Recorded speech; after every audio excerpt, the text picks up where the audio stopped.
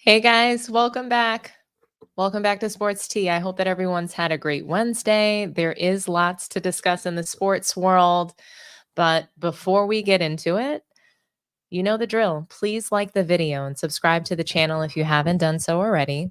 But first things first, I also want to give a big shout out to the folks who've been big supporters of the channel. My guy Jeffrey, Funky Town, Tony Jones, Chirac, the twin T-Bird, of course, Dylan, Anthony, Lynette, Josephine, Nino, Action Jackson, Alexander X, Ace of Rage, Courtney, and special thanks to everyone hanging out with me tonight.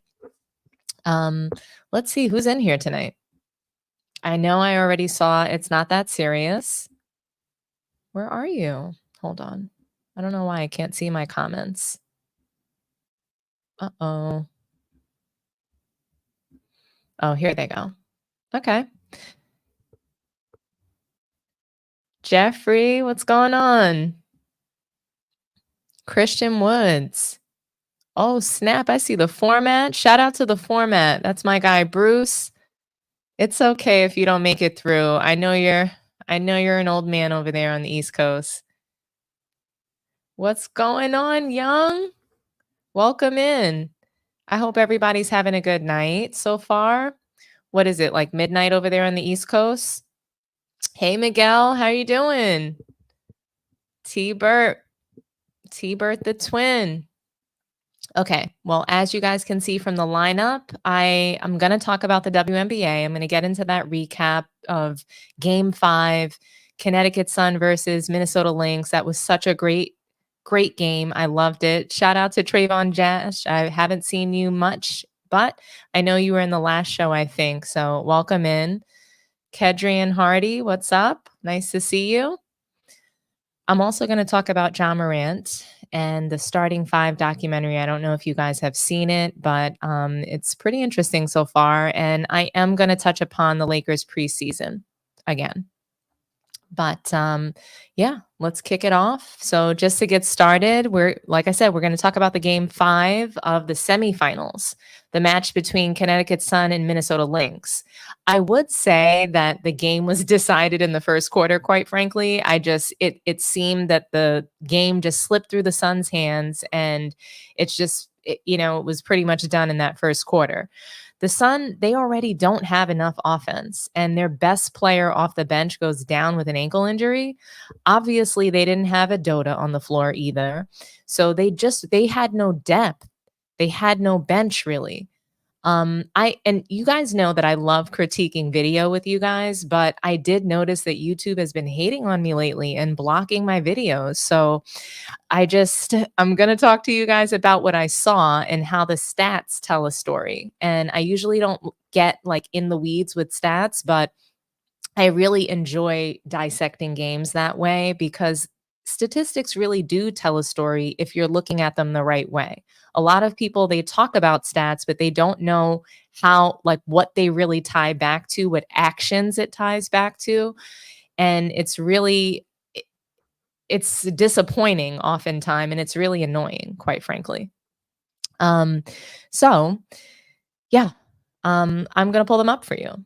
Like I said, a lot of people, when they talk about stats, they talk about them in the vein of points, rebounds, and assists. And I'm going to pretend that I'm the coach of the Connecticut Sun, and I'm going to do a post-game debrief for the team. So just call me Coach Dominique tonight for the moment.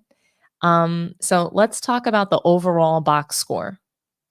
Like I said, most people, they're going to comment on, Brianna Jones and Carrington having the double-double, and DeWanna Bonner. She shot 4 for 13. So, that's what the overall box score says. And I'm going to pull it up for you guys real quick. So yeah, as you can see, this doesn't look really good. They shot well from the free throw line, and they made it to the line quite a bit. Well, Carrington did. But the overall box score does not look good at all. When you take a look at their shooting percentages, even just like defensively, there weren't that many steals. It was almost like Carrington and Brianna Jones were the only people playing defense. That's what it felt like when you take a look at this overall box score, right? Then when I dig in, the first thing that I'm actually going to work with you guys a little bit backwards. So we looked at the overall box score, and now let's see like what happened by the half. So like in the first half, what happened? I highlighted some things here. If you take a look, something to note in the very first half, Carrington had 0 points. What the hell is that? You can't win like that. 0 points in the first half? This is horrible. I mean, when you take a look at Dewana Bonner and Alyssa Thomas, they combined, I think, for what's that, 11 points total? 13 points total. They needed to be more at around 20 points. They are the leaders of the team. So for quarters 1 and 2, for them to have combined only 13 points, that's not going to work. And yes, I'm talking a lot about scoring because that is the problem for the Connecticut Sun. They can't score. They didn't have any offense. Marina Mabry, she went down within just a few minutes of in the first quarter. So when you're taking a look at who they have on the floor, what kind of firepower that they have, to battle the Minnesota Lynx, it's just not that much. You have Collier, who is an incredible player on the floor from offense and defense. She kills it on both ends. Then you have McBride, who can just shoot the lights out at will. Surprisingly, McBride wasn't shooting the lights out. Surprisingly, it was Williams. So Williams killed it. She had an amazing game. She was just knocking down shot after shot after shot. Okay. And then when we go ahead and we take a look at the second half, look at what happened in the second half. I mean, you have Dewana Bonner with 8 points. So she finally woke up in the second half, right? She shot 100% from three.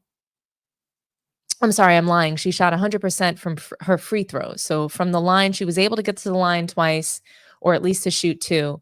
And she shot 100%. So at least what it looks like is down the stretch, she's going to hit those shots, right? She shot 40% from 3 in the second half. She put up about 5 3-point shots, and she made 2 of them. We'll get into, when she made those shots and how timely they were for her team. But what sticks out to me in the second half is that Alyssa Thomas did not score. She did not score. She has 0 points. We're talking about the leader of their team, someone who spent 40 minutes on the floor, 39. So she played, a 20-minute first half and a 19-minute second half. She got about 50 seconds of rest in the entire game. And she put up 4 assists. That's not enough, especially not when they have her playing that pseudo point forward role. So when you're in a point forward position, you'd better get a triple double or your team is at risk of losing that game. That's what happens. Brianna Jones stepped up, but she's not one of the main scorers on the team. Especially in this series, Brianna Jones, yes, she matters and her size matters, and having that big man on the floor, it makes a big difference. But what I'll say to that is that if you don't have Dewana Bonner and Alyssa Thomas clicking on all cylinders, you're going to lose the game. They have to come up big in order to win.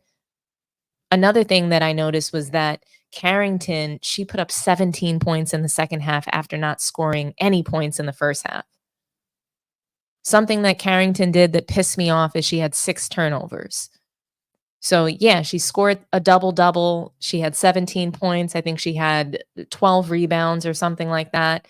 But that's not Carrington scoring 17 points is just not really enough for them to win. They needed everybody. They needed their 5 starters to come through because Minnesota has depth in their starting 5. I'm sorry, they have great scoring in their starting 5 as well as off the bench.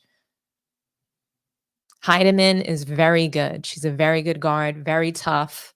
They didn't have enough scoring. And as great defensively as the Sun is, Connecticut is the second top defensive team in the league. So they were just hitting them with stellar defense. Collier was a beast on defense. She just killed it. And she brought the whole team along with her. The chemistry that the Minnesota Lynx have is pretty much unmatched. I would say it's the best chemistry that they have in the league outside of the Liberty. So that final series is going to be extremely well matched. And I would say that the Liberty, based on what I've seen from the Lynx, they're going to be in trouble. Um, Something else that I noticed when I took a deeper dive. So we're looking at the first and the second half, right? Then when we move on and I'm not going to take you through every single quarter of what happened in that game, but this is how they lost. Bad offense. I called it, before we even got into this game. I said, it's likely that the Lynx are going to win because the Sun, they can't, it's like lightning striking twice. They just can't have their offense at at a high level for 5 straight games. They can't do it. And they just didn't have enough personnel. So I'm going to show you what happened in the first quarter and the fourth quarter because I think it's really most important how you set the pace of the game and how you finish the game. And oftentimes how you set the pace, it affects that second quarter. And when you come out of that first half, it's sort of like you reset and you're deciding, hey, this is what we're going to stand for. This is what we're going to fix coming out of the first half. And so they were able to make some adjustments, the Connecticut Sun, and I think it was mostly in their mindset because when you take a look at how they came out in the first quarter, obviously they didn't set the pace very well. So they were working at a deficit. They were behind. It looked like they were going to get blown out in the first quarter. They were up, I think, at one point by 2, and then that 2-point lead didn't last very long. I remember the box score being 7-9. Connecticut was up 2, and pretty much the Lynx just kept shooting, shooting, shooting, and they were knocking them down. And what we all knew coming into the series was that Minnesota Lynx, they were going to shoot a lot, and there might be a game where they were off, but they weren't always going to be off. And they have so many shooters from guards to, big girls that can shoot as well. So Connecticut Sun, we knew they weren't going to make it out of this series, even though they've been to the finals before and they were used to being in the finals. But when you take a look, like I said, at this first quarter, there's just no offense happening here. Marina Mabrey and Ty Harris, they were the leading scorers in the first quarter. It wasn't DeWanna Bonner or Alyssa Thomas, and they needed to assert themselves very, very early. But they were neutralized. They were detonated. DeWanna Bonner is the best scorer on their team. She plays like Kevin Durant, and she was pretty much, they detonated her bomb real quick. Then you take a look at the fourth quarter and how they tried to rally their team, come back. I have to say, I want to applaud Dejanay Carrington. Yes, she had 6 turnovers. She pissed me off with that. She could not take care of the ball in this game. But to have 9 fourth quarter points, to make it to the line 6 times, she was aggressive. She got 3 stops. She got steals. She got a block. She put in max effort and she hustled in order to just stay alive. She hustled to make it to the finals and not be going on vacation. And yeah, Alyssa Thomas had 0 points in the fourth quarter. That's not going to work. They needed participation from all 5 players on the floor, and they didn't get that. And I'm not even going to say that Alyssa Thomas, that it's so much so her fault. Minnesota Lynx have incredible defense, and they were able to neutralize both her and Bonner, and they know that if they can stop one of them, the Sun lose. They don't have to stop both of them, but they have to stop one of them. Bonner was hitting timely threes in the fourth quarter. She's very clutch, and she always does this, and it wasn't enough. And I was really, they're the underdog. I was rooting for them. I wanted them to make it just because they're an older veteran team that also have never won a title. So it just would have been nice to see 2 teams who've never won a title battle it out in the finals. I was really hoping for that matchup. Like I said, Connecticut Sun is a very tough team. So is the Liberty, and it just would have been nice to see them play. Although, again, Liberty versus Lynx is going to be an incredible series. Something that I found really funny was that Nafisa Collier, after the game, obviously Minnesota Lynx, they celebrated their win. I don't even think Connecticut Sun shook their hand. They just walked off the floor a la Detroit Pistons. And they weren't very happy about the loss. And Minnesota Lynx, they celebrated, they danced, they had a great time. And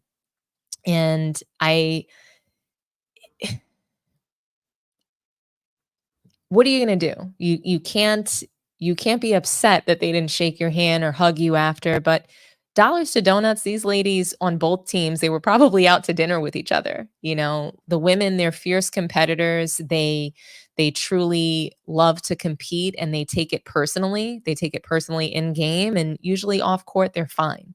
So I have no real issue with Connecticut Sun being perceived as having bad sportsmanship. So what? They didn't shake their hand. Oh well. So I think that it was really telling what Nafisa Gallier said at the post-game press conference. So after eliminating the Sun, obviously she was interviewed and she talked about facing off against the Liberty. Here's what she said. It's very short. We'll play it and we'll react to it, and I'll open the phone lines after that. 1 second. Not only do we want to win a championship, but we don't want to leave each other yet. And that's a great feeling. So it is really gratifying to be here, but we have a lot of work to do yet. And it feels good. I think we're enjoying the ride, and we want to, I mean, it'd be nice to close it out in 3, you know, not have to go to 5 to stay together, but yeah.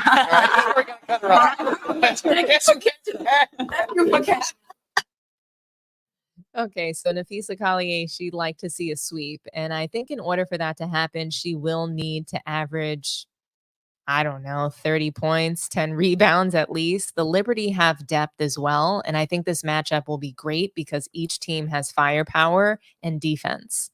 But what do you guys think? I will go ahead and open up the phone lines just to share some housekeeping rules real quick. I think I'm only going to take 1 to 2 calls on this topic. So if there's anything on your heart that you want to share, I'm going to read off a couple of comments first. Oh, I see Harlem in here. Oh, shout out to Man Down Sports. I see you in here, Mel. Okay, Liberty's taking it. I think that the Liberty are going to win. They're determined. They're on a mission. But I will say that Collier is a dog. She is a great leader of her team, and that team is just really good. So Liberty, they are going to have to fight. It's not going to be an easy series at all. And, you know, I really do hope that the Liberty can get their first title that's been eluding them for 30 years. Rap God Reloaded. The media will still talk about Caitlyn. Oh, for sure. Absolutely. They're talking about her right now. We have Miss Netta, aka Shannon Sharp, crying, jumping out cars with purses and screaming and, you know, having a conniption. So over nothing. She's eliminated. She's been swept, but yet Shannon Sharp is, I don't know, falling out, crashing out over Caitlin Clark. Von Chris Cardova from the Philippines. Oh my gosh, I love that. Welcome, Von Chris. Brooklyn over Harlem. You really feel that way? Come on, be nice. New York, stand up.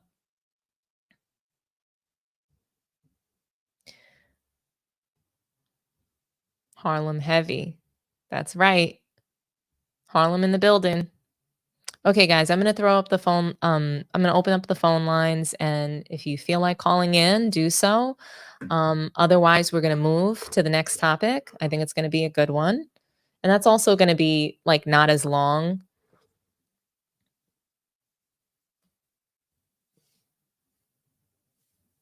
One second, T-Bert. 1 second. For some reason, you're not connected.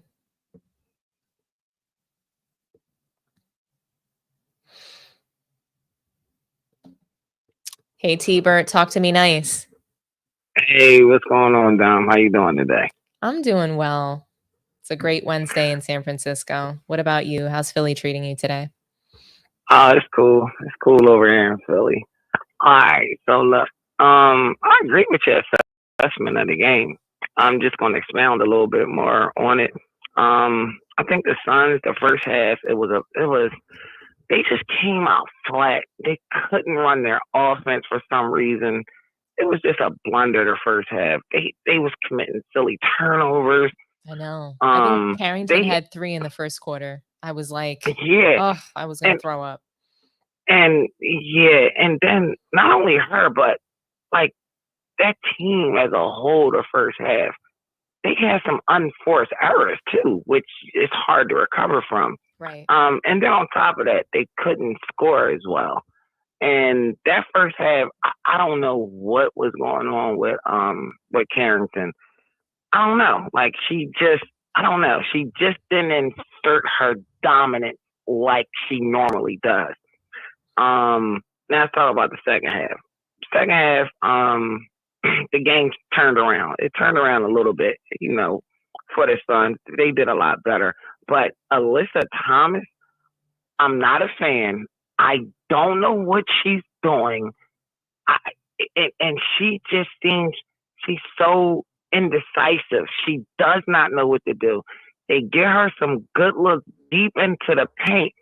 And you're that big and strong. The first thing she does, she looks for another pass.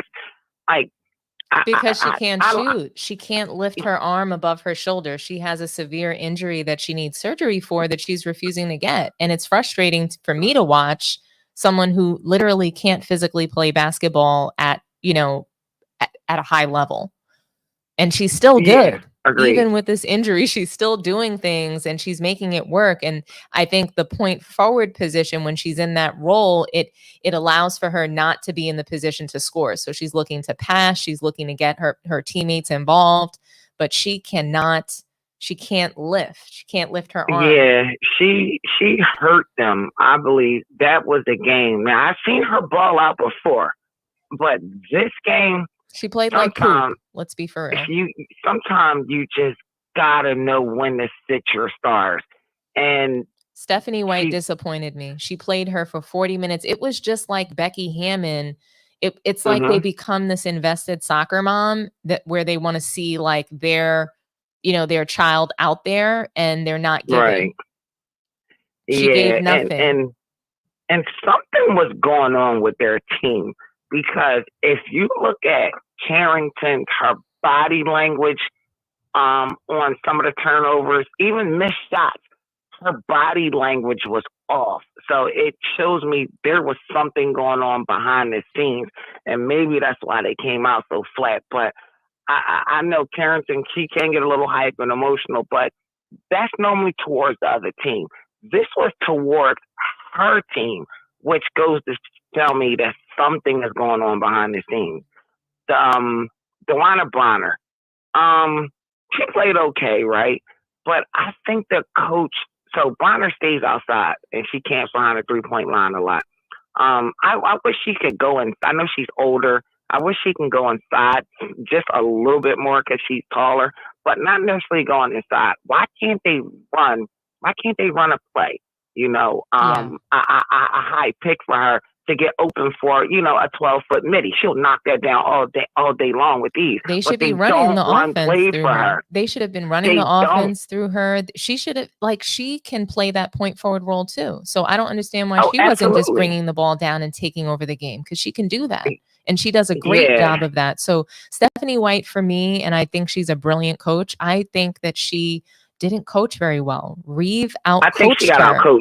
Reeve outcoached her, and I don't always have the best opinion of Reeve. Everybody thinks she's the best coach in the league, and I don't always feel that way. In the Olympics, I felt like she made stupid decisions at times. And yeah, I actually think Stephanie White is a better coach, but she did not put that on display. She got outcoached. She got beat. Right. And Veronica Burton, her shot just wouldn't fall. Like, I like her game. I like Veronica Burton a lot. Might be biased because we share the same last name, but I like her game. But she only had 3 points, so she couldn't get it going. Now let's talk about my girl Carrington. The second half, she absolutely imposed her will on defense, and she dominated the second half. It was similar to the other game when she dominated the whole game on defense and she won, right? But the difference was, this game, the second half, she finally dominated. She just disrupted the entire offense. But the difference was, she, on the other side of the ball, she couldn't get her shot going. She couldn't get her offense going. She went to the hole a lot. She forced up a lot of shots, you know.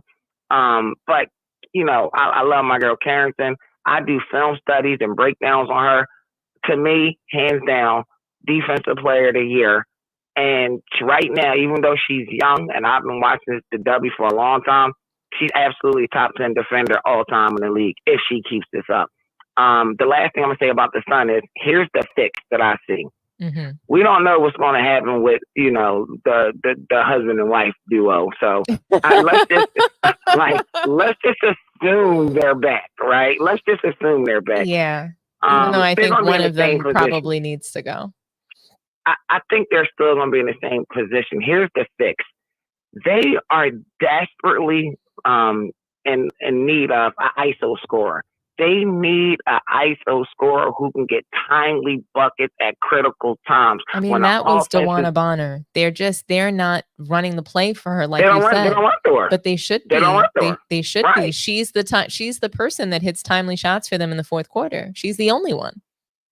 Yeah, but she just, I don't know what the offense is. I just don't know. But I think it's a confusing offense because so Ty Harris got injured, right? She came back, right, and Mabry was running for her. I think that also disrupted things a bit. Mabry's production dropped instantly once Ty Harris came back, and I just, they don't have a clear-cut point guard to me on that team.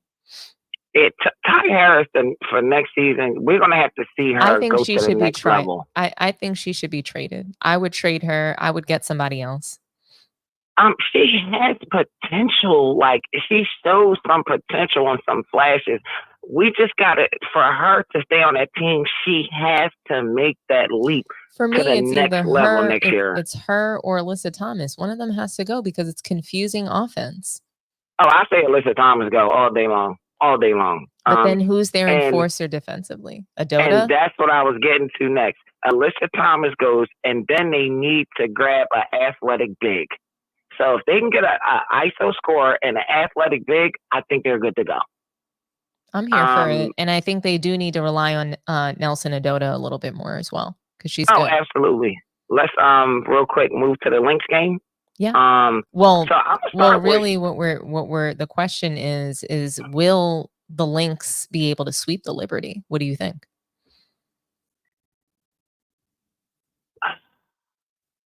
And Collier, she was just joking, but do you think that they'll be able to sweep? No, because the Liberty, they're going to test and try the Lynx willpower. The Liberty, they are well-oiled machines. They don't stop. They don't give up. They capitalize on mistakes. And here's an important key that I noticed too. From the rip, before the jump ball, the Liberty, I'm going to say, is already up 10 to 12 points because they get 10 to 12 points every game on backdoor cuts wide open. So they're going to test your willpower. Absolutely. Lynx does a lot of cuts too, but the Liberty are going to be looking to cut that water off. Trust me. Oh, absolutely. I want to mention what you said about Cheryl Reeve. I think she's a good coach. People have been saying she's the Hall of Fame best coach of the year, and all. I just see her as a good coach. But I'm gonna tell you what I noticed where she lacked. One key mistake that she made. The second half, when Carrington came alive on defense, she's like Deion Sanders. You just don't run the plays to that girl's side. She kept running the plays to Carrington's side, and Carrington was stripping people, raping the ball, stealing them. She was blocking shots.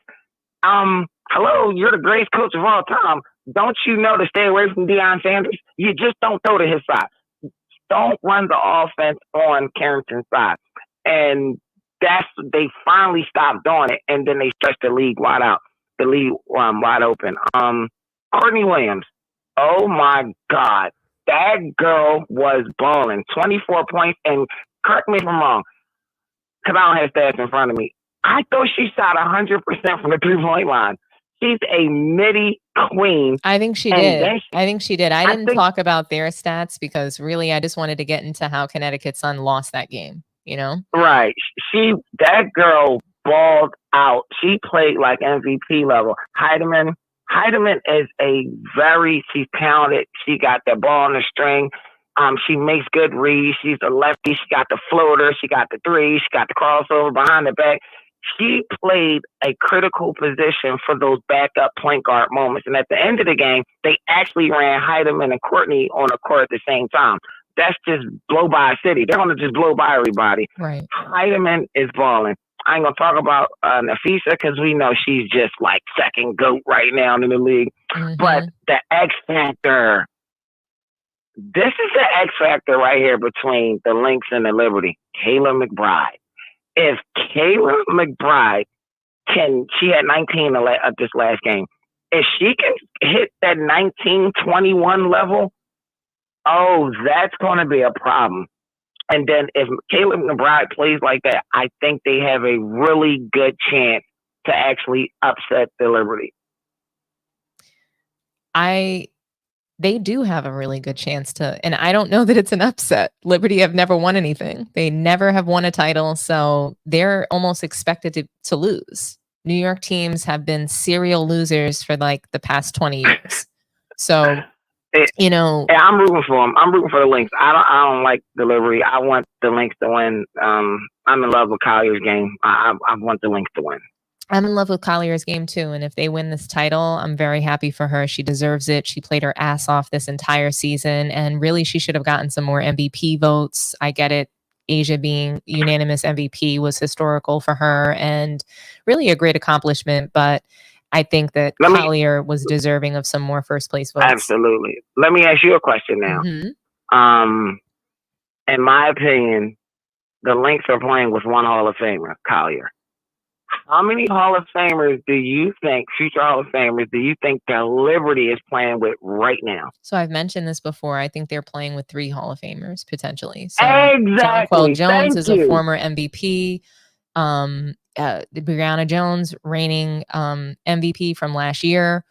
And Sabrina Ionescu. She has been, top in MVP voting.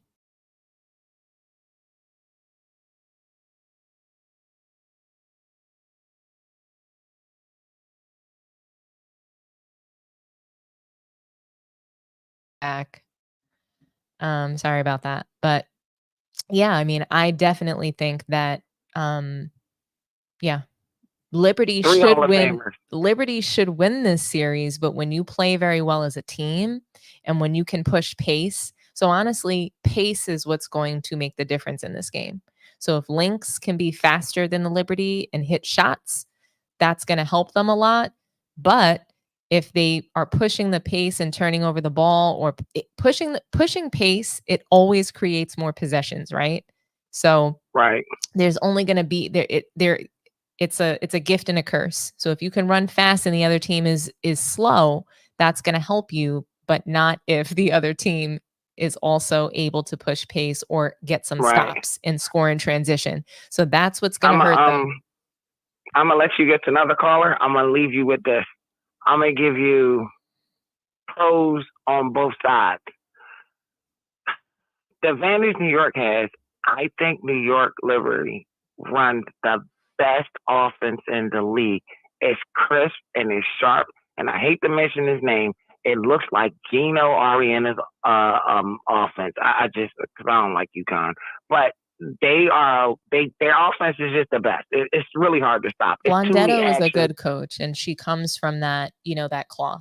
You know what I mean? Right. And it's the same offense. Exactly. Right? I mean, and Brianna Stewart comes from that, from that cloth. Right. So at the end of the day, that is the best offense for them to run. They're going to flourish in that when you have players like Sabrina, Brianna, and Jonquel Jones. You have the perfect mix of perimeter shooters and wings and big bodies down low. So Liberty has size, they have depth, they have scoring, they have defense, they have everything. They have everything. But the question is, are they going to get winded and tired? Are they going to somehow not be able to handle physical defense? Because I think what the Lynx are going to do with them is get physical. Because Reeve took the words right out my mouth. Reeve just coached them. She just coached Stewie. She coached Sabrina. She coached those guys. And she knows their weaknesses. And Sabrina And Breanna Stewart played like complete shit against France. I don't know if you Are watched you? that game, but I they did. played complete shit. Breanna Stewart got beat. She could not handle the physical defense. So if you get No, physical with her, she cannot. it's going to tire her out. She's not built that way. DeWanna Bonner, Are you? even though she's super Yeah. duper skinny, you saw the hard hits she took. Like, she's strong, you know. And some people, they Yep. can't.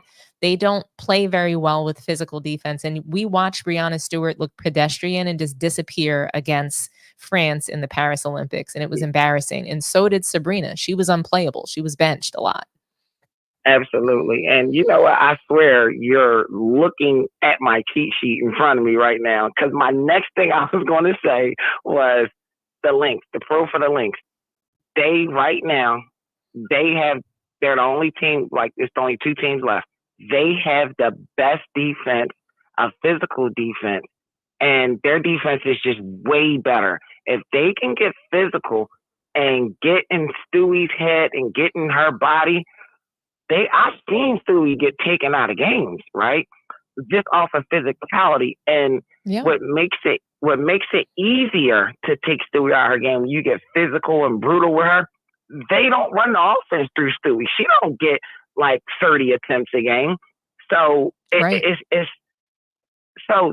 is going to have to hit chance. shots, and Jonquel Jones is going to have to stay out of foul trouble. There's a lot of things that are working against the Liberty. But if they can plan for it and really be strategic against the Lynx, and they can win this series, especially when it comes to the depth that they are able to pull from their bench. The Lynx, they're a good team, but they don't have as much depth, in my opinion, than the Liberty do. And they don't have as much experience as the Liberty has. So I'm hoping that that's going to help the Liberty, but we'll see. The verdict's still out. I'm very excited for this series. It's going to be good basketball no matter who wins. Oh, absolutely. Absolutely. I'm going to let you get to the next caller. Thanks, Dom. Thank you, T-Bird. I'm actually going to move on to the next topic. It's the Ja Morant topic, but thanks so much for calling. All right. Got you. All right, twin. Bye-bye. All right. Bye. Okay, guys, we are going to move along to the next topic, and that's going to be my Ja Morant topic for tonight. Oh, man. So the NBA, NBA.com, they came out with a list of players that they expect to have a breakout year. And so here's the list. And I don't know if you guys can see it, but like if you take a look, like Wembanyama is on this list, Banchero, Jalen Williams, a couple of like basically young guys who are in their first and second years of playing. And then you see Evan Mobley here, and all of a sudden you see Ja Morant, as if his breakout year wasn't in his second or third season when he averaged like 27 points a game. And also the year that he led his team to, what was it, the Western Conference Finals? Did they not face off against Steph Curry and the Warriors, or was that the second round? Maybe I'm crazy, but I don't quite understand this list. I don't know how you guys feel about it, but it doesn't seem right to me. 1 second.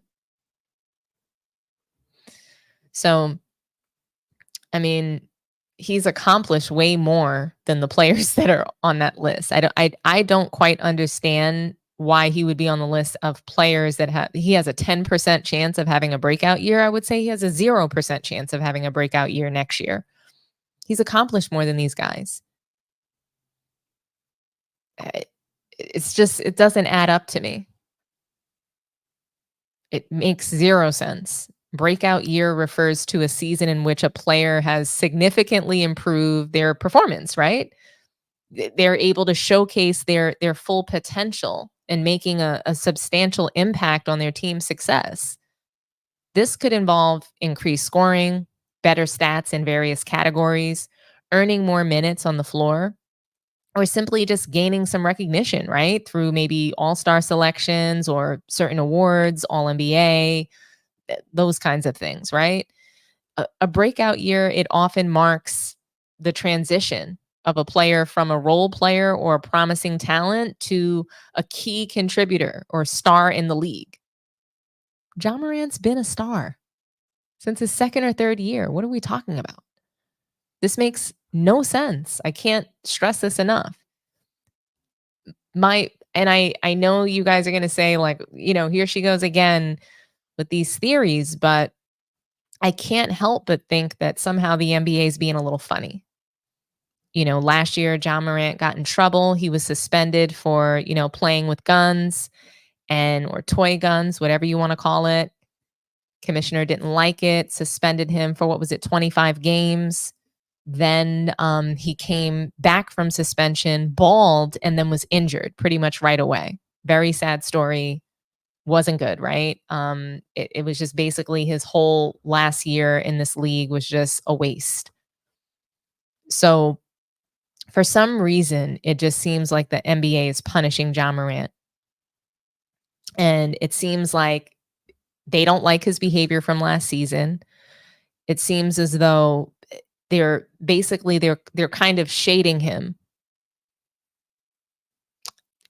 It seems that way to me. It seems that the NBA is shading John Morant by putting him on this list. It's like they're trying to set him up for failure. Not failure, but like set him up to not get certain awards. It's kind of like, how can we market him for MVPs and first teams if he's potentially having a breakout year? We're already marketing you as being on the up and coming. You're going to break out. So, why would you be eligible to be on a first or second team? That's my opinion on it. It just seems like they're shading him. It seems like they are annoyed with his behavior from last year, and it's like they're making him start all over. They're trying to say, like, hey, people remember you for playing around with guns. They don't remember your game because you were suspended for 25 games. So, you thought you were a tough guy, and now we're going to make you start back over and humble you down. Now you're starting from scratch. You're starting from zero. Now you're starting as if you're a new player in this league, and you've got to earn it, and you've got to work for the respect of the NBA.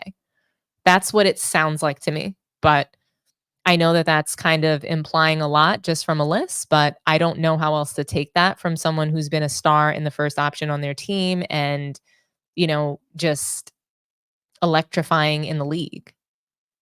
They were saying, I think a year or two ago, that John Morant was the one to watch. He got a huge contract with Nike for a signature shoe. It's a little hard for me to believe that this would be his breakout year. What do you guys think? I'm going to read some comments, and I'm also going to open up the phone lines again. Like I said, this was a short topic because the second half of our show is pretty loaded and packed.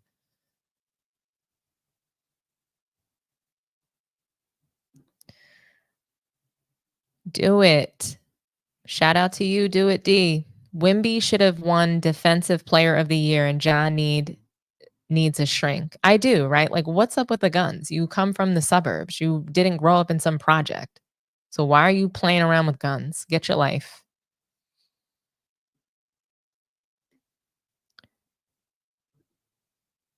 John needs to just retire, move to Chicago, and live his drill dream. I'm weak. That Morant situation was another front for the Lakers to advance. Somehow everything leads back to LeBron, right? We just can't get away from him.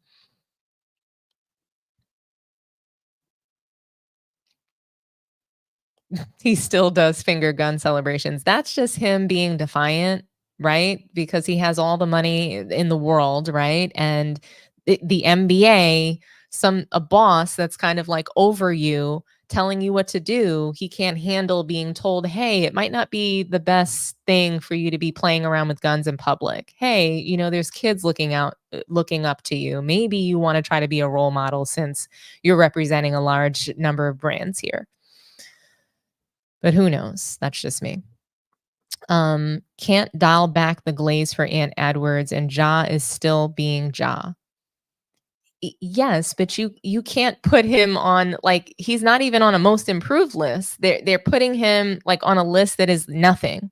Breakout year, that's a nothing list. That basically his next year he's not eligible for any awards. That's what it seems like.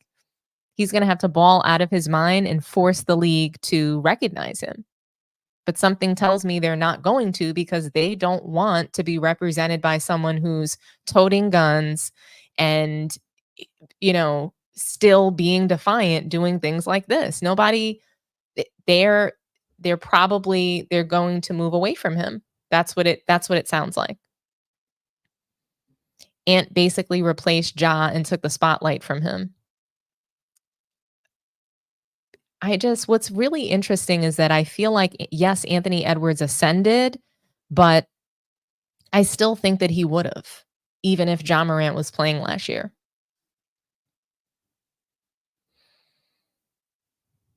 He has no one to blame but himself. I agree with you. His behavior, like, imagine you having poor conduct and that gets you an entire season just out of the league because you couldn't control yourself, because you wanted to pretend to be tough. It's kind of like Draymond Green in a way, except even worse.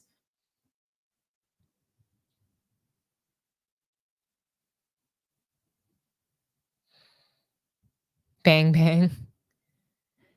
Ja was doing everything in his power to give the spotlight away. He was his own worst enemy. He was just completely standing in his way. They're trying to tell him he's about to lose it all. It's like Zobo going to Memphis. That was his last chance. Yeah, I think that that's the message. Like, hey, if you don't get it together, you will not, like, we will just cut you from the league.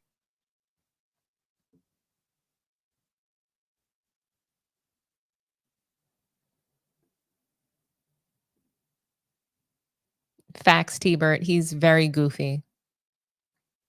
That Ja commercial is an attempt to rebrand himself. I mean, I hope so. I hope that he's rebranding in a positive way. I hope that he can just be, I hope that he can really just be the vibe that people need to see. On the floor, on the court, he has an electrifying game, but I hope that off the court, he can recognize that the NBA does not have to tolerate and be associated with morals and values that are not aligned with their brand. He just had his second sneaker release. Not a fan. Too similar of Book's kicks. I actually haven't seen them. I really like the Ja Morant ones, but I read the reviews on those sneakers. I was going to buy a pair because I just thought that they reminded me of Kobe's. They reminded me of like the Kobe 10s. So I wanted to buy a pair because they looked really great. But someone told me that they were super narrow in the toe and they hurt. So I wasn't really interested in wearing them. If you guys have any reviews about that shoe, let me know. I still kind of want them. The NBA is more concerned about Morant shooting than LeBron shooting. Yeah, they sure are. Ready for the spicy takes. I know you guys are. I am going to move on to the next topic. I'll put up the phone line. If anybody wants to call in, certainly do so. I'll take one phone call and then we'll move on.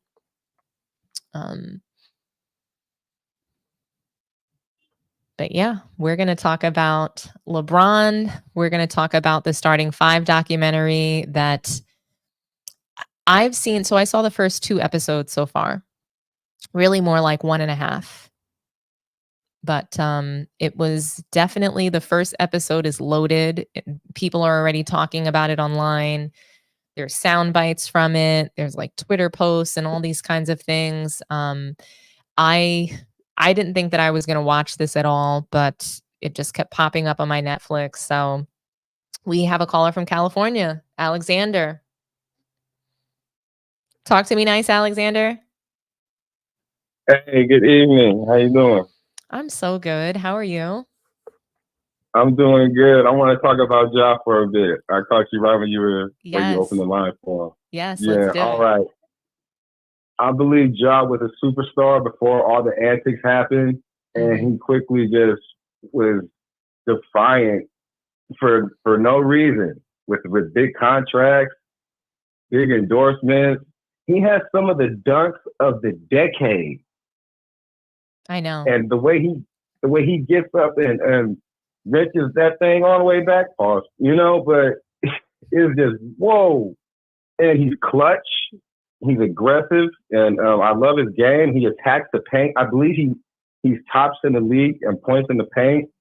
And when they say breakout, I completely understand it. I believe that the list is for if you could put it up again, it kind of came and went. I do believe this list is kind of pertaining to who they believe could break into the superstar conversation. Do I believe John Morant. Do you see the list now? I put it back up. Let's see. 1 second. I don't see Evan Mobley ever becoming a superstar. Yeah, I don't see a lot of these guys becoming. Oh, I see it now. Thank you. Evan Mobley, he's been on the cut. He's an all-star for sure, but superstar, I don't see that breaking out. Like Wembanyama, Banchero. I see that. Banchero for sure. Yeah, those Job, Victor, and PV, they're going to enter the superstar conversation. I won't say any of them going to be superstars. If anybody, I believe Victor Wembanyama is already a superstar. Yeah, that guy. He was a superstar before he came in the league. Yeah, he makes me want to buy his jersey, and I'm a Warrior fanatic. So I'm like, I want to buy his jersey. It's clean. It's number one, and the shoe is, but he's definitely on between those three, he has the highest percentage of becoming a superstar. I believe 70%, and John Pop and PV can fight for the last 30%. But as far as the topic, John Morant, I'm really rooting for him to get it right. And somebody had a funny comment in the chat that said he needs counseling. And I believe, yes, that is very necessary. And I think it should be team funded just to show how much they care about this franchise potential again, superstar. I believe two different things, being a franchise player and a superstar. Very few guys are both, which I believe is an elite class in the conversation. I agree. But I'm just going to say I'm rooting for John Morant. I could be in a minority on that. But I'm rooting for him too. I want to see him come back to form. I want to see him just I really miss seeing him play. Last season, I think it was heartbreaking that he wasn't on the floor. Even when he, when he came back after the gunplay stuff, I was just hoping that he was going to make a big run in the playoffs with his team. And to watch him get injured like that, it was tough. It was sad.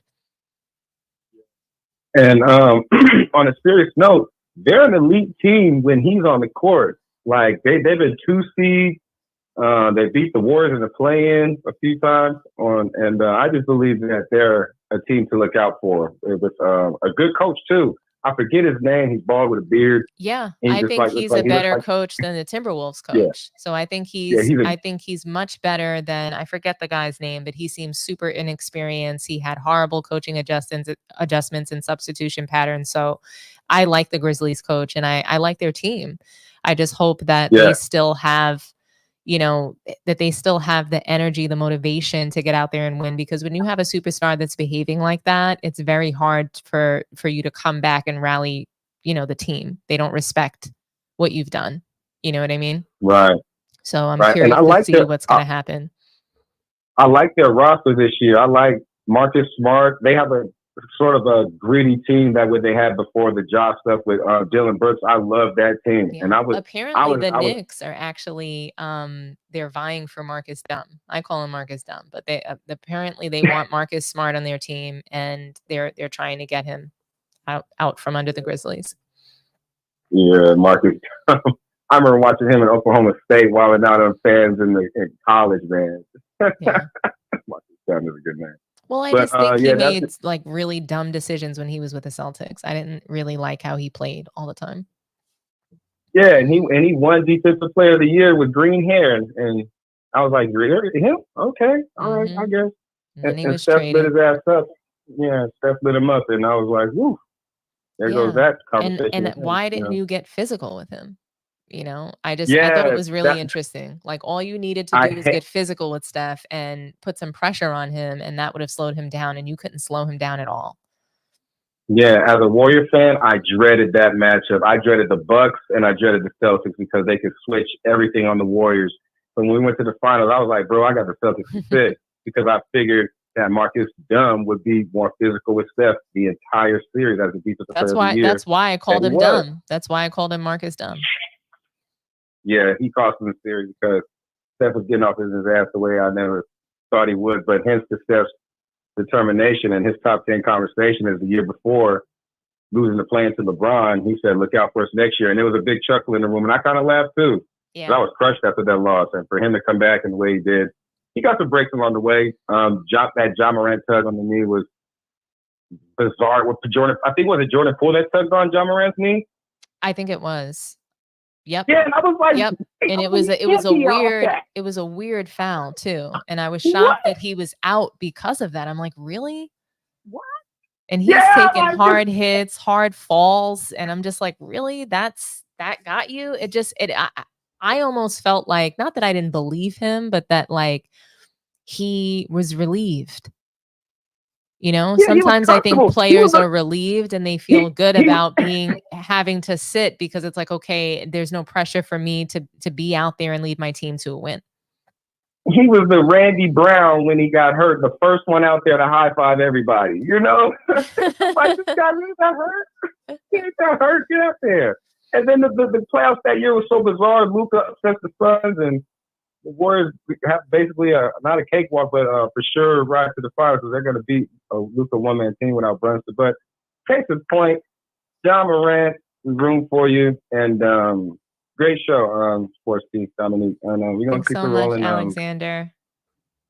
For sure. All righty. I'll talk to you later. Okay. I'm going to move on to the next topic. Thanks for calling. All right. Bye-bye.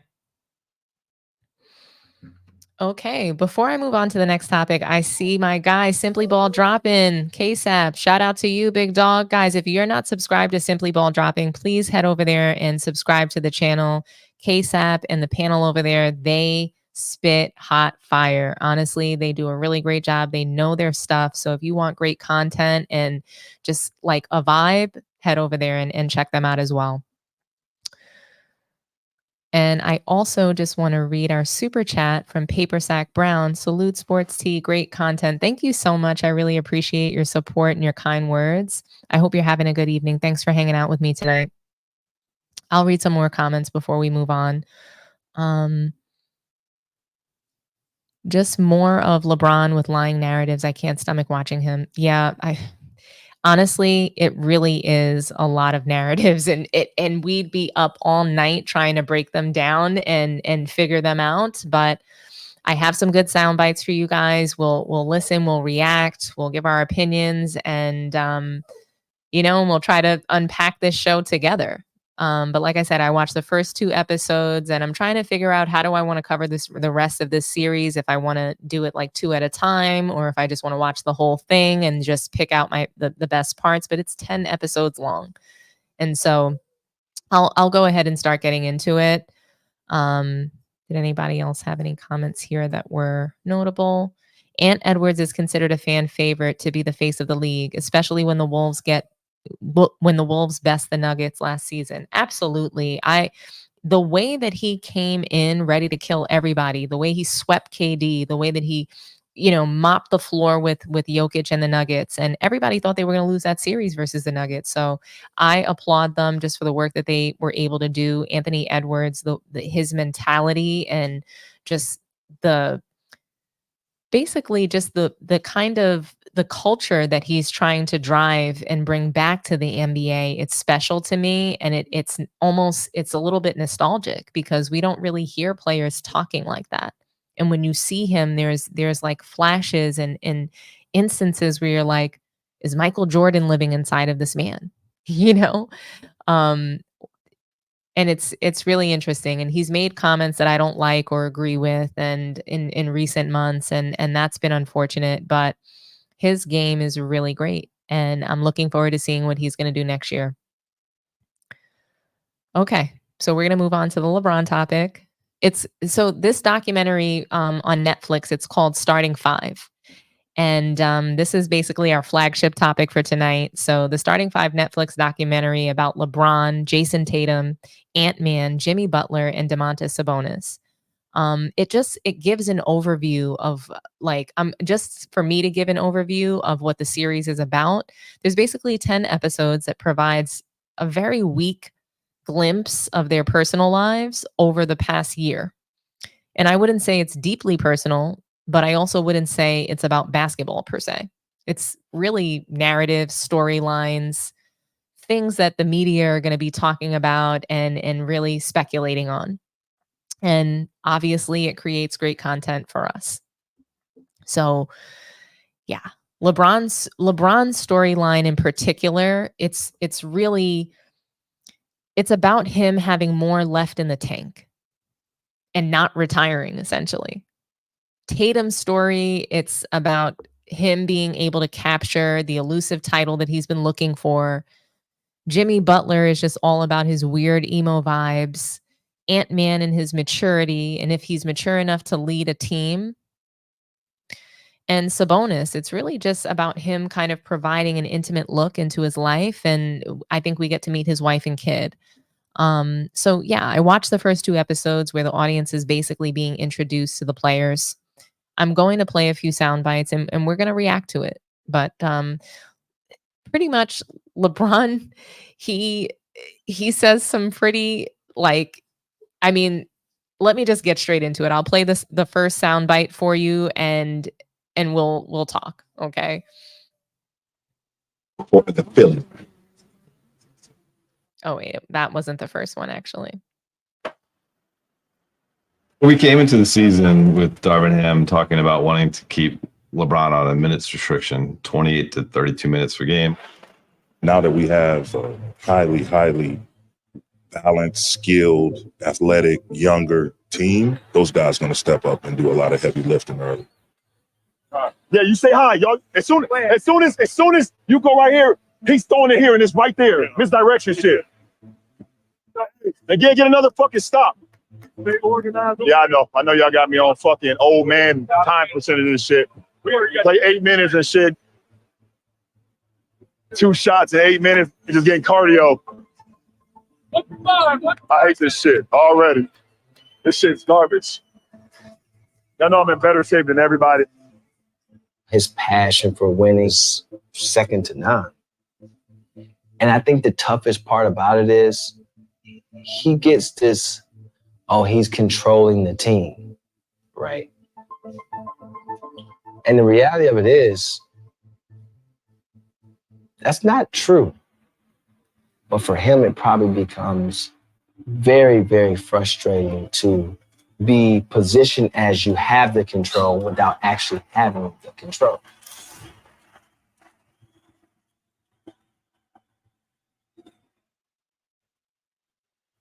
The minutes restriction. It's something I don't agree with. I've never agreed with it. I prepare my body physically and mentally, prepare my mind for battle. I've had conversations and talks and battles with my coaches, and I get it, but I also understand me, and I get me, and there's nobody gets me more than me. No, not really. Yeah, This is clearly what started the beef between LeBron and Darvin Ham. It's clearly what started it. The whole first episode, as far as I'm concerned, as pertaining to LeBron's storyline, it's basically shade to Darvin Ham and the catalyst for his firing, the deterioration of their relationship. He mentions the minutes restriction, and we just heard it, right? And this is where it all started, where their relationship began to break down. And what you'll see is the start of LeBron essentially undermining him. And obviously this is an audio clip and a soundbite, but in the actual documentary, you see LeBron being rude on the bench while they're, talking as a team.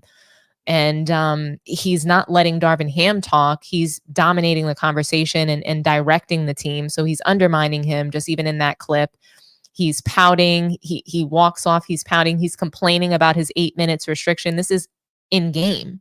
So that soundbite that you heard was in game. And he even it's disgusting. He goes up to a guy at one point. He's just like, yeah, you guys know that I'm the player who's most in shape or something like that. He says he's just a crybaby. But yeah, I mean, essentially Darvin Ham was trying to give LeBron the Westbrook treatment last season. And he was trying to change his role. And that was clearly his agenda from when he first got to the team. Like, hey, let me get rid of this problem child Westbrook, or let me figure out, how to make him work and he can come off the bench. I'm going to make that decision. And then I'm going to start to prepare for LeBron's retirement. and get these young guys, who have fresh legs, who are more athletic, who can, they're younger. They should be able to play longer. They should be able to help us get more wins. And they got swept in the Western Conference Finals that year, and LeBron was clearly gassed during that series. He airballed a layup and shot off the side of the effing backboard in the final moments of that game to avoid elimination and being swept. I would restrict his minutes as well if I was Darvin Ham coming out of that season. When LeBron sat out games, the Lakers beat the Celtics and other good teams. They were moving and grooving without LeBron last season. They played more free. They were free flowing. They were moving the ball well, and it was a 5-on-5 game when LeBron is not on the floor. And when I say 5-on-5, I mean 5-on-5 from a defensive perspective. But the Lakers are a better team right now in this moment as constructed without LeBron James. We see them playing better, especially when Anthony Davis is on the floor. So the minutes restriction is what caused LeBron to lean into being LeCoon and getting his black coach fired. Darvin Ham thought he could coach the team the way that he wanted. He thought he was in charge. But he was sadly mistaken.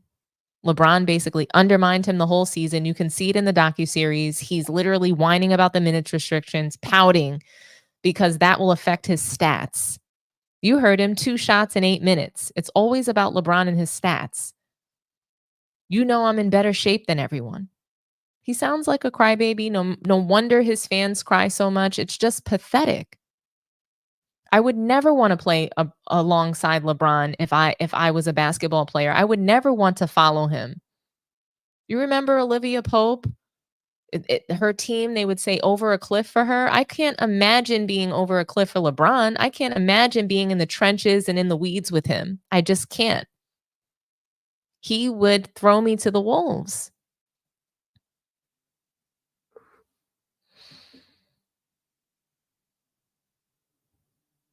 I would never even want to look up to LeBron, someone who doesn't think very much of his teammates and would talk like this. Newsflash, LeBron, you are no longer the best player in the league or the best talent in the league. LeBron might be able to outwork somebody in the gym, but he doesn't outwork them on the floor.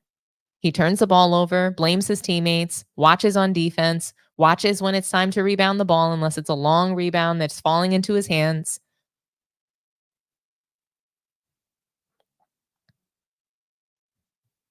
He doesn't play defense. Stop it, LeBron. No wonder why you're out here saying that you give young guys energy, because everything he says, it's just marketing for this docuseries, and it's supposed to distract us from the Diddy parties and the Peds allegations and the fact that he doesn't play defense and can't shoot the ball.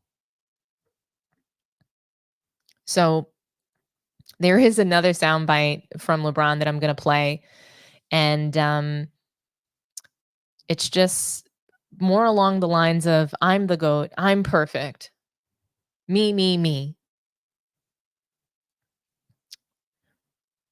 For the feeling.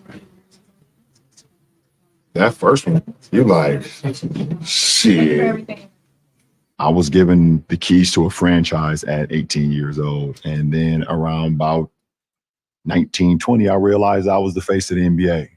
They never told me, but I was looking around like, oh shit. I mean, can you imagine being 18, 19, 20, 21 years old with a bunch of money and be able to do whatever you want to do and not be able to just walk into a movie theater or not be able to just to go to an amusement park or not be able to hang out with your friends and go out and just be a kid.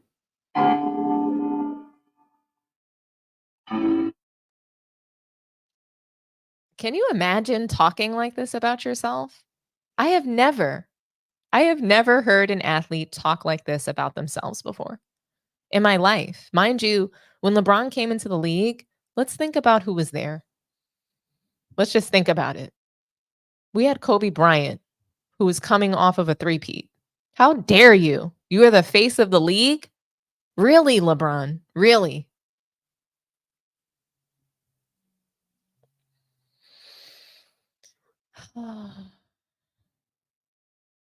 The best part was that he said no one told him that. No one told me I was the face of the league. I just know. I'm looking around. Nobody else is as good as I am. I'm looking around. I'm the face of the league. No one told him. Really? Because I actually think the opposite. I think that when he came into the NBA told him that he was going to be the face of the league because they needed to move away from Kobe Bryant due to his legal troubles that he was having at the time. They were not marketing him, and they decided that they were going to market LeBron. I mean, like, you're just not going to mention that Kobe Bryant was there at that time? How do you just gloss over that, LeBron? Just because he was having this legal trouble, it doesn't mean that he was any less the face of the league and the best player in the league. I can understand if he said the NBA was looking for him to be the guy. And so was the media. The media was looking for him to be the guy. But he once again anoints himself to a position that no one gave him, that no one told him that he had. No one. Even the media at this time at 18 and 19, yes, they were tracking everything that he did. Yes, they were stalking, hawking. Yes, everything was LeBron James walked outside. LeBron James shot a free throw. Like, it was crazy. I remember that time. Every single thing that he did, they talked about nobody on his team but LeBron. It was the same thing that we see happening with Caitlin Clark right now. But LeBron, he's one of these people that you don't want to give a compliment to because he's busy complimenting himself for things that no one believes to even be true. This is just like the time when he called himself the GOAT for the first time. But I have an even better example. Maybe this will make you guys laugh. LeBron's more like, he's kind of like that husband or boyfriend that tells their wife or their girlfriend that they had a climax. Oh yeah, you climaxed. You did that thing, girl. And even though they never did, it never happened. She never shared that. And even if she was going to, she can't because he's busy saying that it happened. And then he's the type that's just sitting there proud as punch thinking that he did something. Watching this documentary, it tells me that everyone has to fake it around LeBron. Just like a girl faking it with a boyfriend. Everybody in the NBA, they've got to fake it around LeBron. They have to tell him how great he is. He needs constant recognition and adulation every single day.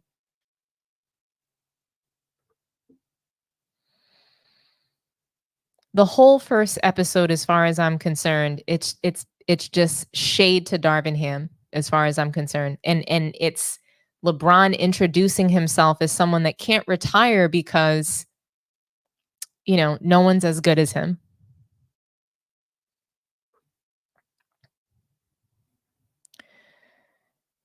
There is another sound bite that I have from LeBron. Okay. I'll play it for you guys. And hand towel? Oh, no, we just need body towel. I am at the top of my game mentally and physically every single day. If there was somebody on the floor that I felt was in better condition or was better fit for the moment than me, then I could possibly sit down for a little longer. I have not seen that yet.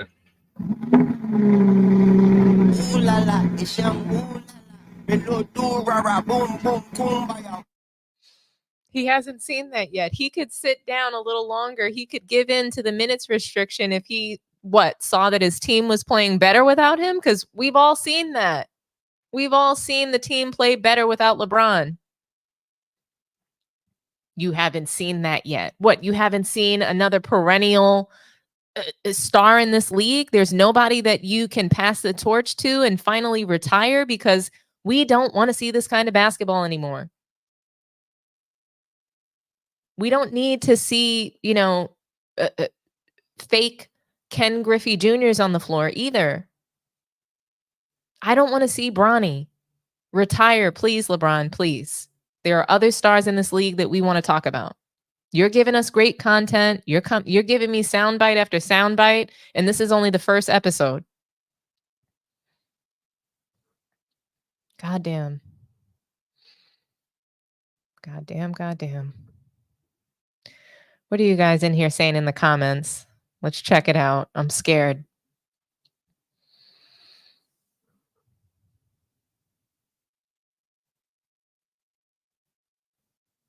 Wow. A lot is happening in these comments. What's going on, guys?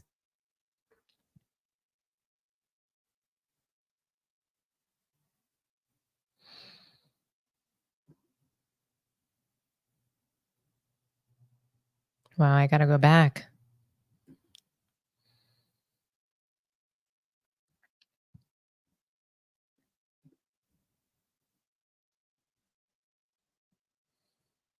I hear you, Mel. Curry definitely had the whistle in that series, hands down. Celtics should have been able to beat them, but it's just like similarly to what we saw happen to Minnesota versus the Mavericks. They got taken out of their game completely. They because they weren't allowed to be physical. They couldn't play physical defense, so they crumbled. And they couldn't adjust their game and figure out how to still win, knowing that the whistle was against them. And I just think, quite frankly, you'll have teams that they're still able to do that, and they understand, hey, we've got to blow this team out. And the Warriors are a third quarter team. They're not a fourth quarter team. And in that series, they did very well in the fourth quarter. I think it was in 2 games. But the rest of the series, if they didn't win by the third quarter, they were losing that game. And that's typically what happens with Steph and shooters in general.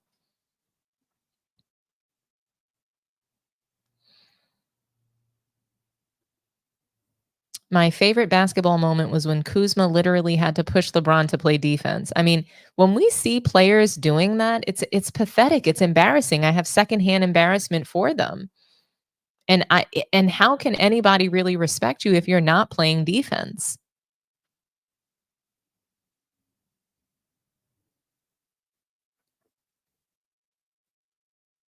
He has so many scandals and antics that he becomes a disgrace to the sport we love. Yeah, I mean, it is a disgrace. I think it's a disgrace for someone not to play defense. So,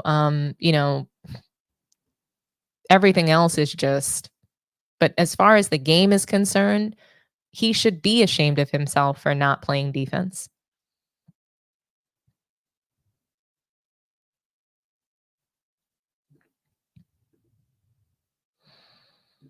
Bronny James, also a distraction from the heat coming from Diddy and Peds.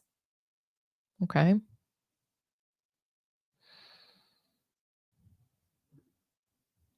LeBron has 2 guys averaging what Russ did, plus AD. Only thing missing is defense, which is effort, hence what he gives little of.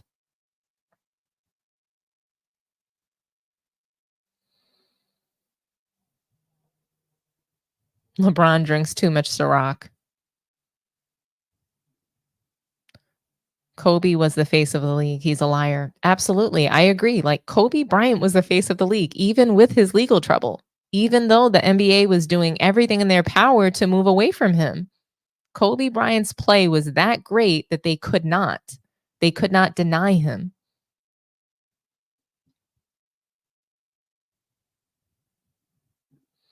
What a delusional liar. He's a politician at this point, no different. We didn't appreciate Kobe. I think that we did as fans, but I think that things changed when LeBron fandom really kind of blew up and came about. I think that when some people became basketball fans for the first time when LeBron James was playing. That was the first player that they knew of, and they just didn't know better. And then it became this, LeBron has brainwashed and groomed fans into repeating the narratives that he creates. I've heard almost every single thing that a LeBron fan tells me in favor of why he's so great or better than anyone else are the same things that I've heard LeBron say first. I've seen LeBron say it, and then it gets repeated by the group of fans, and it just spreads like wildfire. I'll hear it'll go from LeBron, then it will go to the media, and then the fans, and it's just this horrible cycle of lies and narratives. Oh, shout out to you, Josh. Thanks for joining and hanging out with me tonight. This documentary is probably produced by LeBron. It is actually produced by LeBron. And I do have another soundbite from Anthony Edwards. Before I open up the phone lines, I'm going to play that soundbite. I'm also going to read to you the review from, Variety. So Variety magazine came out with a review pretty quickly about this series. And I thought that it was pretty interesting. So it's titled LeBron James NBA Docuseries Starting Five is a mediocre ode to excellence. TV review. Starting Five conspicuously lacks such an overarching story. After the so-called player empowerment era that James epitomized in the upheavals of 2020, which saw both a pandemic bubble season and the outbreak of national protests against police brutality, the NBA has been relatively quiet these past few years. Even if the outcome of the season weren't already known, spoiler alert, Tatum leads the Celtics to their first title in 16 years. Starting Five is devoid of tension or topicality. It's entertaining to watch the filmmakers try to wring some sense out of the first ever in-season tournament. A blatant play for ratings at a typically slow point in the season. And on the basketball calendar, I think it's cut off. But actually, let me remove the comment so that I can read to you guys. 1 second. So, oops. So yeah, the NBA Cup, a blatant play for ratings at a typically slow point in the basketball calendar. So there's even a point, I think, like in the beginning of the documentary where LeBron is kind of teasing Savannah and she's telling him to stop. The cameras are around and he's like, that's my camera. And the subtext is clear. Nothing will make the final cut if LeBron doesn't want it to. The players themselves are left to keep us entertained, a weight that they are thankfully capable of shouldering. The closest Starting Five gets to a unifying theme is the quest to succeed James, an undeniable icon now pushing 40. Shockingly, the uninterrupted production, that's LeBron's production company, only acknowledges his aging to argue he's still at the top of his game. But it's Butler, a fellow elder statesman and certified oddball who shows the most personality, donning an emo haircut as a gag and waxing poetic about dominoes. For the young guns, there's just not enough action to dramatize their designated arcs. That Edwards, a charismatic bomb, needs more time to mature, or that Sabonis, the son of Lithuanian player Arvydas and chronically underrated. Tatum is naturally reserved, a quality irrelevant to his performance on the court, but at odds with serving an emotional anchor on screen. So that's the Variety review. It wasn't very glowing at all. People can sense, and there are people that are willing to be actually, open and honest about the fact that LeBron is disingenuous. He lacks, genuine, authentic interactions and the ability to interact in a genuine manner. And it's funny because as I'm watching the documentary, I would say that the nicest moments, and I do want to share some positive things about LeBron, are the moments that he's having with his family. I do believe that he and his wife have a great relationship. That was probably the most beautiful part of the documentary, and his storyline was his relationship with his wife, how she speaks of him. And it just seems that is the one thing that seems genuine and authentic to me. I don't even know about his relationship with his kids, but his marriage and the solidity that the way that they are, that seems very real to me. If anything is real about LeBron, I believe that his marriage to Savannah is. And they seem to be truly in love, and they seem to have like a very great connection. So for me, I hope that they never break up. I hope that they continue to be a champion for Black love and marriage and staying together and families that can build together. So I'll get into the next soundbite. It's basically how the first episode ends and leads into the second episode. And I thought that it was actually really good. And for me, this was the best part of the episode, the most exciting part. I disagree with Variety's assessment that that Jimmy Butler is the most charismatic. I think that I don't. I think you're not charismatic if you're weird. If you're a certified oddball, you're not charismatic. Charisma, odd, those two things typically don't go together.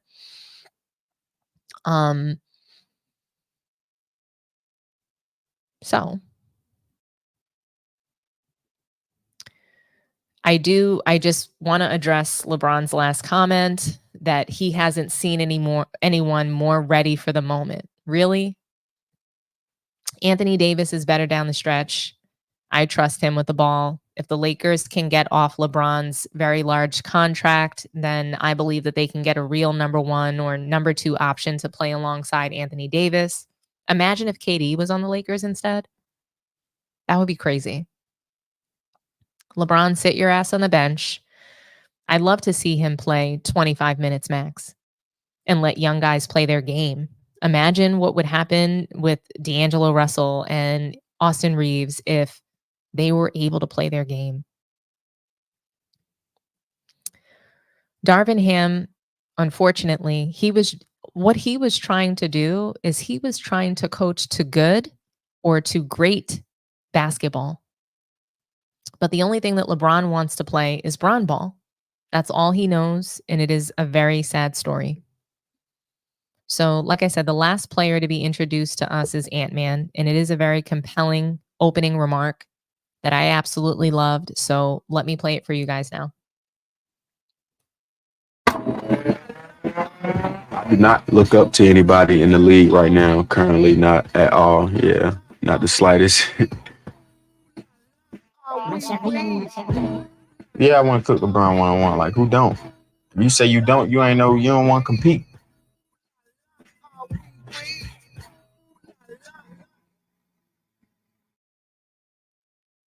If we think that Ant-Man is disrespecting his elders by saying no one had skill back in the Jordan era, sheesh.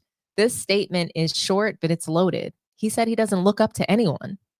And he wants the one-on-one smoke with LeBron. And if you don't want one-on-one smoke, then you're clearly not a competitor.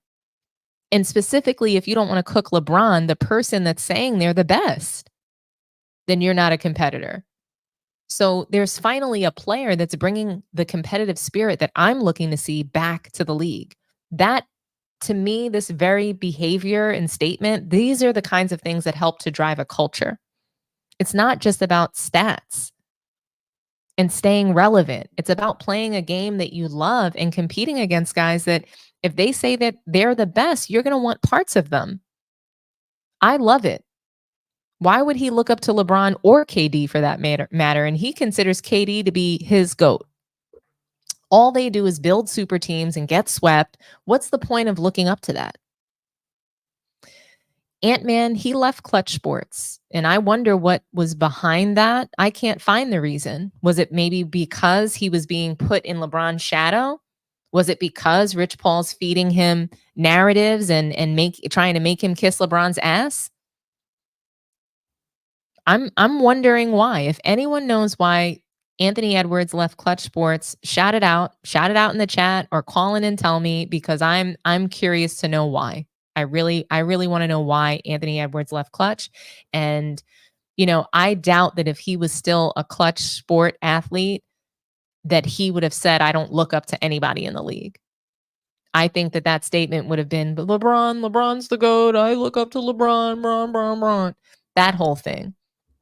And I'm curious to hear from you guys. I want to hear what you guys think about the first episode of this documentary, or if you want to just comment specifically about these sound bites that I played for you, if you haven't had a chance to watch it all. Yeah, I want to hear from you guys. I'll read some comments and I'll throw up the phone line. I will, phone lines are open.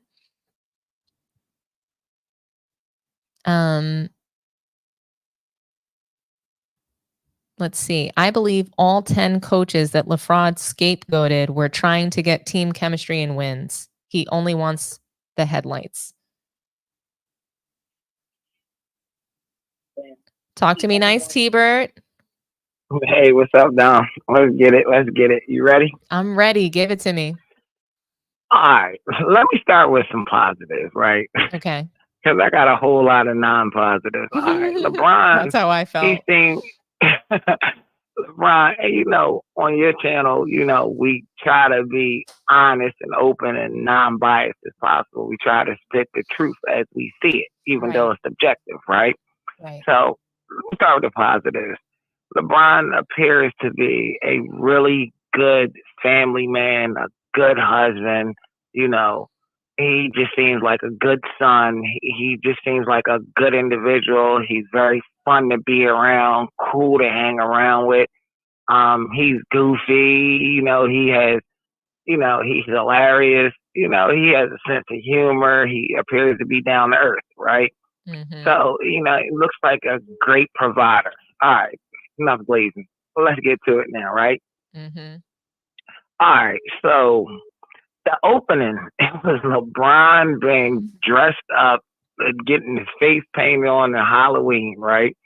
And he was like, "I'll take Halloween serious," right? I was waiting. I was waiting to see who was going to see this and who was going to tie it back to, you know, something that I've said in the past. Let me preface my statement by saying this. Who you are in real life, in my opinion, opinions are subjective, it translates onto the court. Right. Okay? LeBron said, "I take Halloween serious." All right, cool, whatever. He takes Halloween serious. Yeah. Yeah, whatever. I don't care. But it's like, he's just so happy, so lucky, so, you know, so just friendly. He does not have a killer instinct in his bone at all in real life. And I believe that translates onto the court. This is why he's so buddy-buddy. This is why, you know, I forget the dude who he elbowed and bust his face open. The dude chased him around the arena. And LeBron's such a nice guy. He didn't want to fight. He went and paid for the hospital bill. All right, just a nice guy. Anybody that comes at LeBron on the court in physicality, like Draymond kicked him in the balls. What I do? Sign you to Clutch Sports. Like, get you on my team. He's just a nice, friendly guy. He does not have the killer instinct in real life, and it translates onto the court. And this is where the buddy-buddy system all started with LeBron. LeBron plays his best when everyone's being friendly on the court to him. When they're looking up to him and they can laugh back and forth, the opposing teams, LeBron's going to kill you on the court. But if you go at him with, you know, with abandoned disregard and recklessness against him, he's not going to respond well. And it's because of his personality. I'm not saying he has a bad personality for life. He has a bad personality for basketball. Because basketball, whether you like it or not, is a warrior sport. This is why he won't play one-on-one. Because it's too mean. It's too gritty. It's too hostile, right? And he want to be friendly, right? And now, just to tap in on this just a little bit, if you look at some of the greatest players of all time, let's talk about GOATs, right? This stupid GOAT thing. Mm-hmm. And it's subjective again. NFL GOAT. You can arguably say, people say Lawrence Taylor, GOAT, right? Whatever. Lawrence Taylor was a killer. He was a killer on the court, on the field. You look at boxing. You look at boxing. Say Ali. He trash talk you in the ring and knock you out, and then trash talk you while he's standing over top of you. Like, he was a killer. Look at the NBA. Jordan, GOAT. He is a killer. LeBron reminds me of if me and LeBron was hanging out and we walked down the alley, right? No, Diddy. And we got into a fight. LeBron would drop the person and then pick them up and dust them off and say, you know, you got to be better, young man, and you know, start lecturing them. Where I drop somebody, I'm going to stomp your head in, right? LeBron, he's just a nice guy. And that's character-wise, that's a huge flaw on the court. That's an eliminator for me from the GOAT conversation amongst all the other things, right? Minutes restrictions. Let's talk about that. Kobe was not going for it, right? He ain't want to hear it. MJ told his coach, "Don't take me out until I tell you to take me out." And they dropped like 40 something on him because the dude had a back injury, right? Right. Like LeBron, you play for the Lakers, you run the Lakers, you run the organization, you run the coach, you run the team, you run the plays, but you allowed them to put you on a minute restriction. I think that whole soundbite with him going off about the minutes restriction, he knows he's mic'd up. He knows, you know what? They say I don't have a killer instinct. Well, let me verbally say something that sounds like a killer instinct. And ironically, it ends up in this documentary. Like, he plans everything. Everything is well thought out. It's strategic. So I don't believe it. I think he was cool with that 28, 30 minutes, right? Because if you remember, he was saying, AD, he's going to pass the keys to him. He's going to lead the team. We got some young players, they're going to step up. And, okay, so that coincides. If you're passing the keys to the car, that coincides with you not playing the whole 40 minutes or whatever, right? Mm-hmm. But that was all optics for the TV. That was for his legacy. That was a legacy quote. I don't buy it. I don't believe it. And now I'm gonna see if you caught this one. He was sitting down, I think, in the locker room. He had a yellow Lakers jersey in his hand, LeBron James jersey in his lap. Yep. He was autographing it. Mm-hmm. Did you notice anything about him autographing it? What did you notice? I noticed the reason why he's been shooting like crap for 21 years. Although he had his best, for all the LeBron fans in here. Yes, he's left-handed, and so he signed the jersey with his left hand. He is left-handed. Hey, Ben Simmons, why are you shooting? If you're left-handed in basketball, that's a gift, right? Why are you shooting the ball with your right hand? And now I'm not there. I don't know LeBron. I'm just imagining if he stayed with his dominant hand, the left hand, right, he probably would have been a better shooter. If you notice, LeBron does drive to the hole. When he goes straight down the lane, he drives to the hole on the left side, and he lays it up with the left hand. It appears to be his strong hand.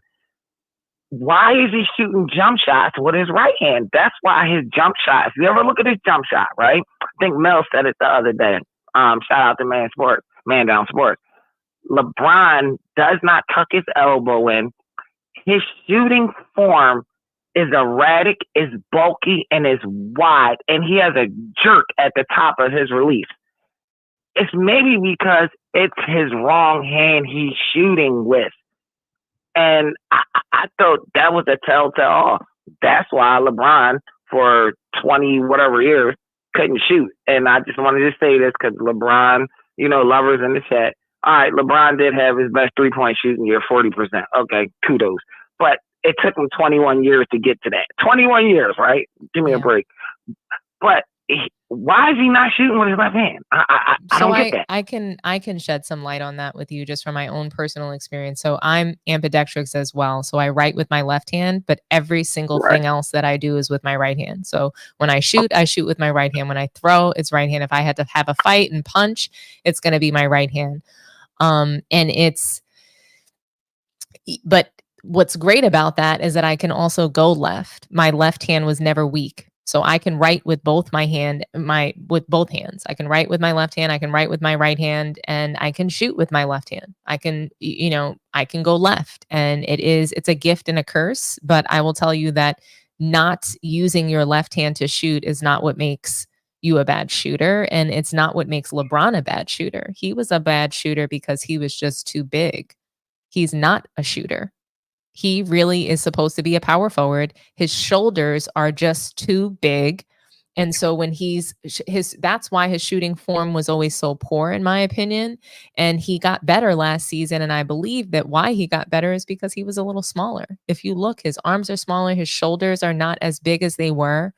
So I think that he's able to shoot better as a result and have he's able to at least practice having a better shooting form, but his shot is still bad and he still can't shoot, even at 40%.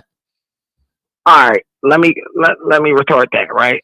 I agree with you 100%. I'll even give you an example how you're definitely right. Larry Bird, he writes with his left hand, shoots with his right.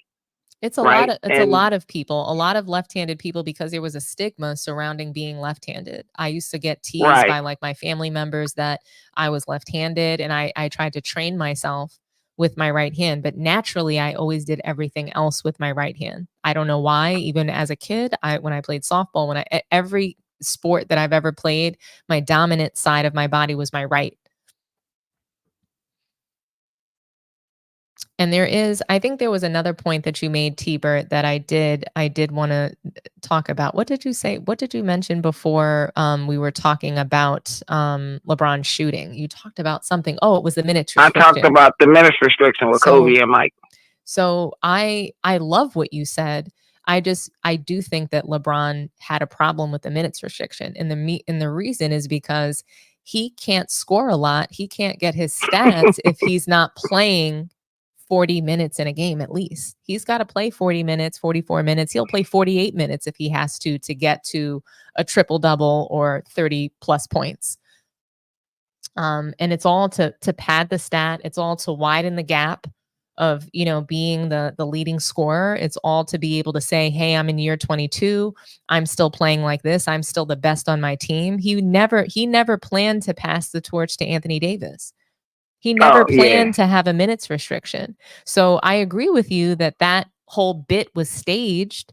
I agree with you that, he might have pretended to let Darvin Ham run the team and be the coach. I think that was part of it. I think that he tried to let Darvin Ham have authority. And when he came with this idea, he was like, no, you will not put me in this corner. You will not set me at 25 minutes. That's going to severely negatively impact my stats for the season. And I'm not going to be considered a guy who's this old playing at a high level anymore. I need to continue to gouge the points, the rebounds, and the assists. So that's I think he staged that moment, but I don't think I believe that he was pissed about the minutes restriction and he was not going to accept that. And that started fights between him and Darvin Ham early. And we saw him disrespecting him on the floor multiple times. Then he essentially turned the team against Darvin Ham, similar to what he tried to do to Eric Spoelstra in Miami. Eric Spoelstra wanted him to play a certain way. So he got all the players on the team to try to turn against him. And it's slow manipulation. It takes about a full season to do that, putting little ideas in their head. Who knows what he was telling Reeves, D'Lo? Oh, if Ham was just doing this for you, you could do this. Imagine what you could do if he put you here and there, or was doing this, or if he has me on the floor, I can get you the looks that you want, and blah, whatever he's saying. Who knows what it is, but I believe that he worked very hard last season to turn the team against Darvin Ham. You don't go from being in the Western Conference Finals to really loving your coach and the changes that he's making. He had control over the team, at least in that initial season when Westbrook was there, but that was a front. They gave him the control so that they can throw the rock and hide their hand. LeBron was blaming Westbrook for everything. He was making him the scapegoat. He was, having Westbrook was completely playing like poop. And LeBron was right there blaming him for everything. And Darvin Ham comes in, and he's the person that gets to be the authoritative figure saying, hey, your ass is on the bench. I'm going to bench you. You're going to come off the bench. You're going to be sixth man of the year, or whatever it is. And, this is how it's going to roll. Because Frank Vogel wasn't strong enough to bench Westbrook. Right. I agree with everything you said. I want to ask you one question. Before we go to Ant-Man. Mm-hmm. So I agree with you with the left-handed, right-handed thing, right? Mm-hmm. And I gave an example of Larry Bird. So here's my question to you. Do you think LeBron would have been potentially not a LeBrick at least if he would have maintained shooting with his left hand? No. Or you think he just would have been a brick regardless? No. So even though I'm left-handed, I think that left-handed shooters are ugly, and they typically, I only know one like beautifully left-handed shooter, and they're not in the men's league. They're in the women's league, and that's Asia Wilson. I don't know anyone in the men's league who's shooting and who has a really nice left-handed shot. Nope. RJ Barrett, poop. Julius Randle, poop. Poop, poop, poop. Michael Redd had a good lefty shot. Yeah, but he's not a superstar. No, he's not. All right, let's get to Ant-Man, right? All right. All right, Ant-Man. Let me start with this. I am not an Ant-Man fan. I'm just not a fan of this dude's personality. And people were talking about face of the league. He potentially could be the face of the league, but he's lacking one huge thing to be the face of the league. When you become the face of the league, or if you're going to become the face of the league, you have to be PC. You have to be politically correct and say the right things. He is so mentally immature, and he does not know what to say out of his mouth. So until he ages and gets some wisdom behind him a little more, and I mean, he needs a public affairs coach or something on those lines.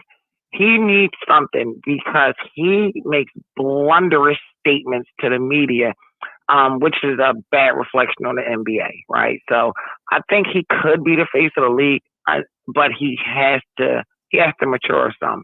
But on the court, killer instinct, assassin. He really has no real weaknesses. He's one of the few guys that plays real defense. He just got it all. He does look a little bit like MJ sometimes. On the court, I'm a huge fan. And if you look at his documentary, one of his shoots that he was doing, he had, I believe it was him, he had a picture of him dunking on LeBron, like on the poster behind him on the wall. And like he opened up, I ain't doing all this friend stuff. I don't like nobody. You know, I'm going at everybody. And he absolutely destroyed LeBron about the one-on-one thing. That was a direct shot at LeBron. So I love his mentality. I think what's crippling out, the same thing when I talked about LeBron with who he is as a person translates to the court. Same thing with Ant. What they're not showing, and I could be wrong because I'm not there, Ant-Man at home appears to be an asshole, right? He just appears to be somewhat unlikable. And it looks like he surrounds himself with yes people, right? And his mouth has no filter with anyone, and he's clearly going to do what he wants when he wants, because he is the cash cow. He's the cash cow, right? And that same personality translates on the court. I don't like nobody. I'm the best. I'm going to kill you. I'm going to kill you. And ain't a damn thing y'all can do about it. And I'm going to talk SH to y'all while I'm doing it. Who you are in real life, it seemed like it translates onto the court. And that's why Ant-Man is the man. And he has a very good chance to be the face of the league and a very good chance to win a championship. And maybe he's the one that can resurrect basketball back to its true form of not the super teams, not stacking, playing hard defense, playing every possession like it's your last, going out, leaving it all on the court. Maybe he could actually bring the league back away from what LeBron brought it to. Your thoughts? He's at least saying the right things. That's right. To me, that's what I see, and that's a start. So even if the actions don't follow directly after, I'm like, it's just kind of nice to hear. It makes you feel like, okay, somebody wants to compete. You know what I mean? It makes you feel that way. So I don't, that was the for me, the actions did follow. He said he wanted to kill everything, and he swept KD. Granted, the Phoenix Suns were pretty average, and they didn't have Bradley Beal, or actually they did have Bradley Beal, but they didn't play that many games together for most of the season. So again, just the way that he came in and showed out, I I can't deny him. I don't think the league is going to be able to deny him. I don't think that the media is going to be able to deny him. And I'm here for him being the face of the league. I really am. And just to, mention what you said about Halloween being the opening, like the way that LeBron kind of opened the whole show, actually talking about how serious he is about Halloween. And it's just like, they're so serious about Halloween in that house. Like, maybe LeBron and Bronny are going to be wearing costumes in the NBA. I've been saying it. Halloween's coming up. Bronny's going to be in his NBA costume. It's going to be scary. By the time we get to Halloween, we're going to have at least probably 1 or 2 Lakers games in by then. And Bronny is going to be masquerading as an NBA player. Yeah. I'm wondering if he's going to wear his NBA costume or his clown costume. Which one? I don't know. And you know what? Speaking of the costume, right? Mm-hmm. Could you ever imagine this being aired on TV? Jordan or Kobe allowing somebody to put makeup on them, clown stuff, and all this stupid Halloween stuff, right? They are killers. They don't ever want the world to perceive them as a goofy. And that's exactly what that opening segment was about. LeBron's a goofy in real life. Yeah, I felt that. What I also felt was that the documentary was trying to let you into their lives a little bit to see who they are as people. I think that was the purpose. It wasn't just about basketball, and that's what they want you to see. Like, hey, we're human too. We have lives outside of the sport. These are things that we do. And, I personally didn't like it because it's not real. I know that what they're showing me is not their real life. I don't think that Jimmy Butler is holding his baby all day. That's not what I believe. I don't believe I just don't say, even Tatum is so boring. He's practically married to LMA. I can't believe he's that boring.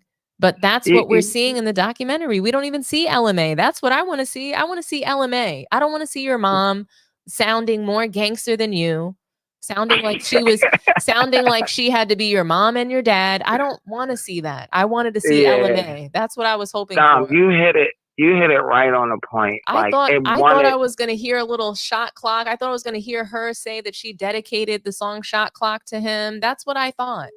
But we're not getting that right now. Dom, you hit it right on the money when they wanted people to see another side of LeBron, right? And we always see other sides of LeBron. We always have to hear how he's a husband, father, philanthropist, blah blah. Oh, we always hear that. Everything, but I'm gonna tell you where on the court. It was an epic failure. They're trying to boost his off the court image. Where they failed at is, they opened up showing him as a family man, blah blah blah. But then the next segment, they turn around. LeBron is, I'm great. I'm this. I'm in the best shape. Me, I. Coming at Darvin Ham, coming at everybody. So it was an epic failure if they were trying to improve his off the court image because they contradicted. They contradicted themselves. So I thought that was an epic failure. And I'll move on quickly. Jimmy Butler. Character, funny. I think he's a 302. I think he just has issues, but cool.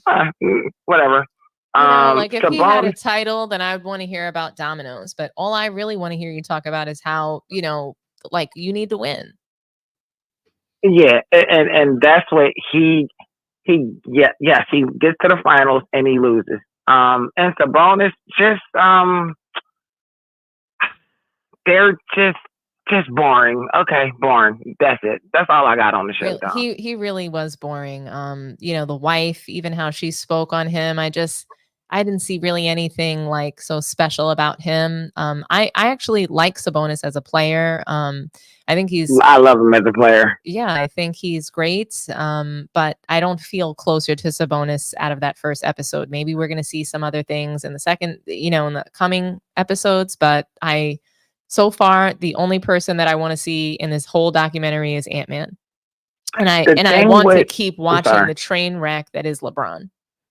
Absolutely. The two things that stood out to me on the Sabonis part was he married his wife. They met in 19 and they got married rather quickly. Okay, people do it all the time. Okay, that was just surprising to me. She was a dancer. She wasn't that difficult to lock down.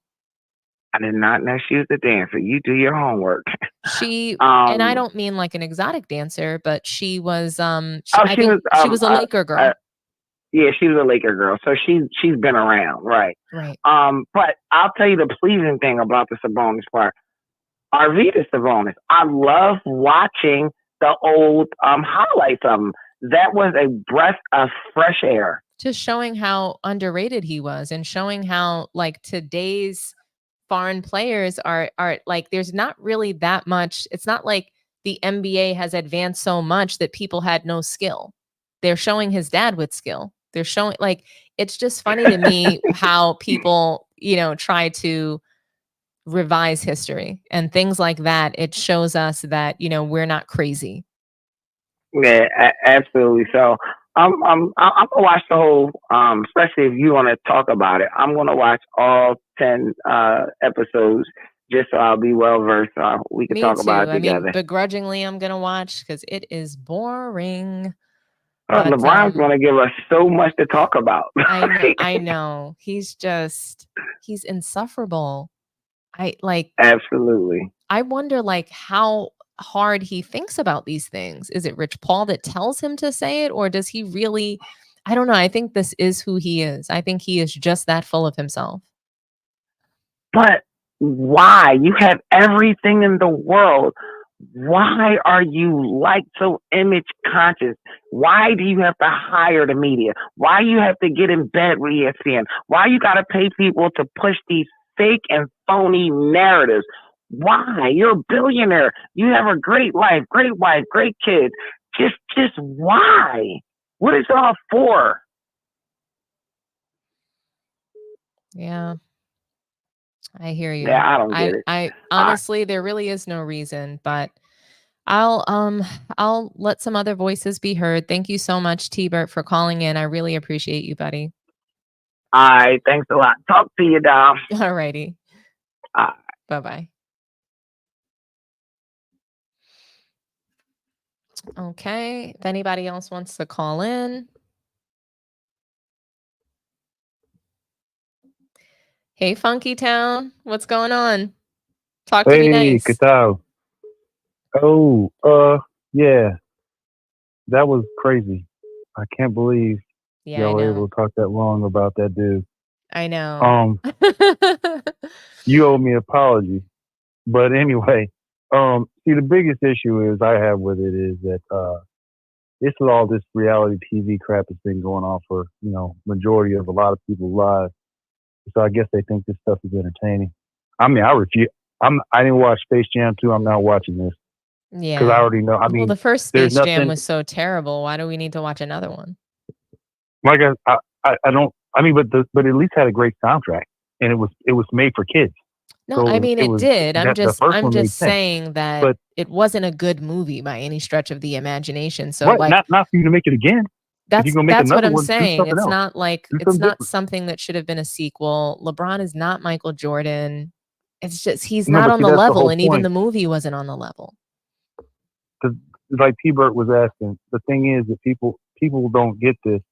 LeBron James is an only child. He's needy as hell, and he's a narcissist. He has to have the attention. He's got to have all the spotlight on him. And like this little documentary, I mean, I ain't watched it, don't plan on watching it, but it's like, NBA housewives is what it sounds like to me. I mean, if you got grown men talking about their hair, we're in a bad situation. You got grown men talking about their hair. You get what I'm talking about? Oh, I know, Funky Town. I know.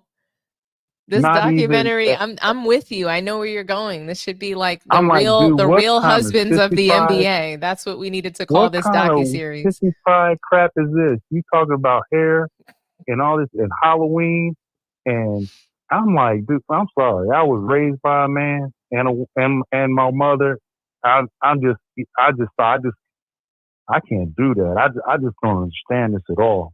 I don't get it. Like, I don't understand how people who consider themselves men are sitting here simping for this guy. I just don't. I don't understand it.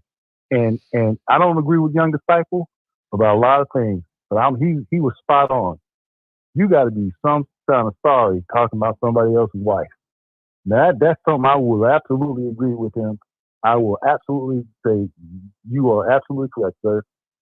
That is, if we call that entertainment, I'm just like, listen, he is a basketball player.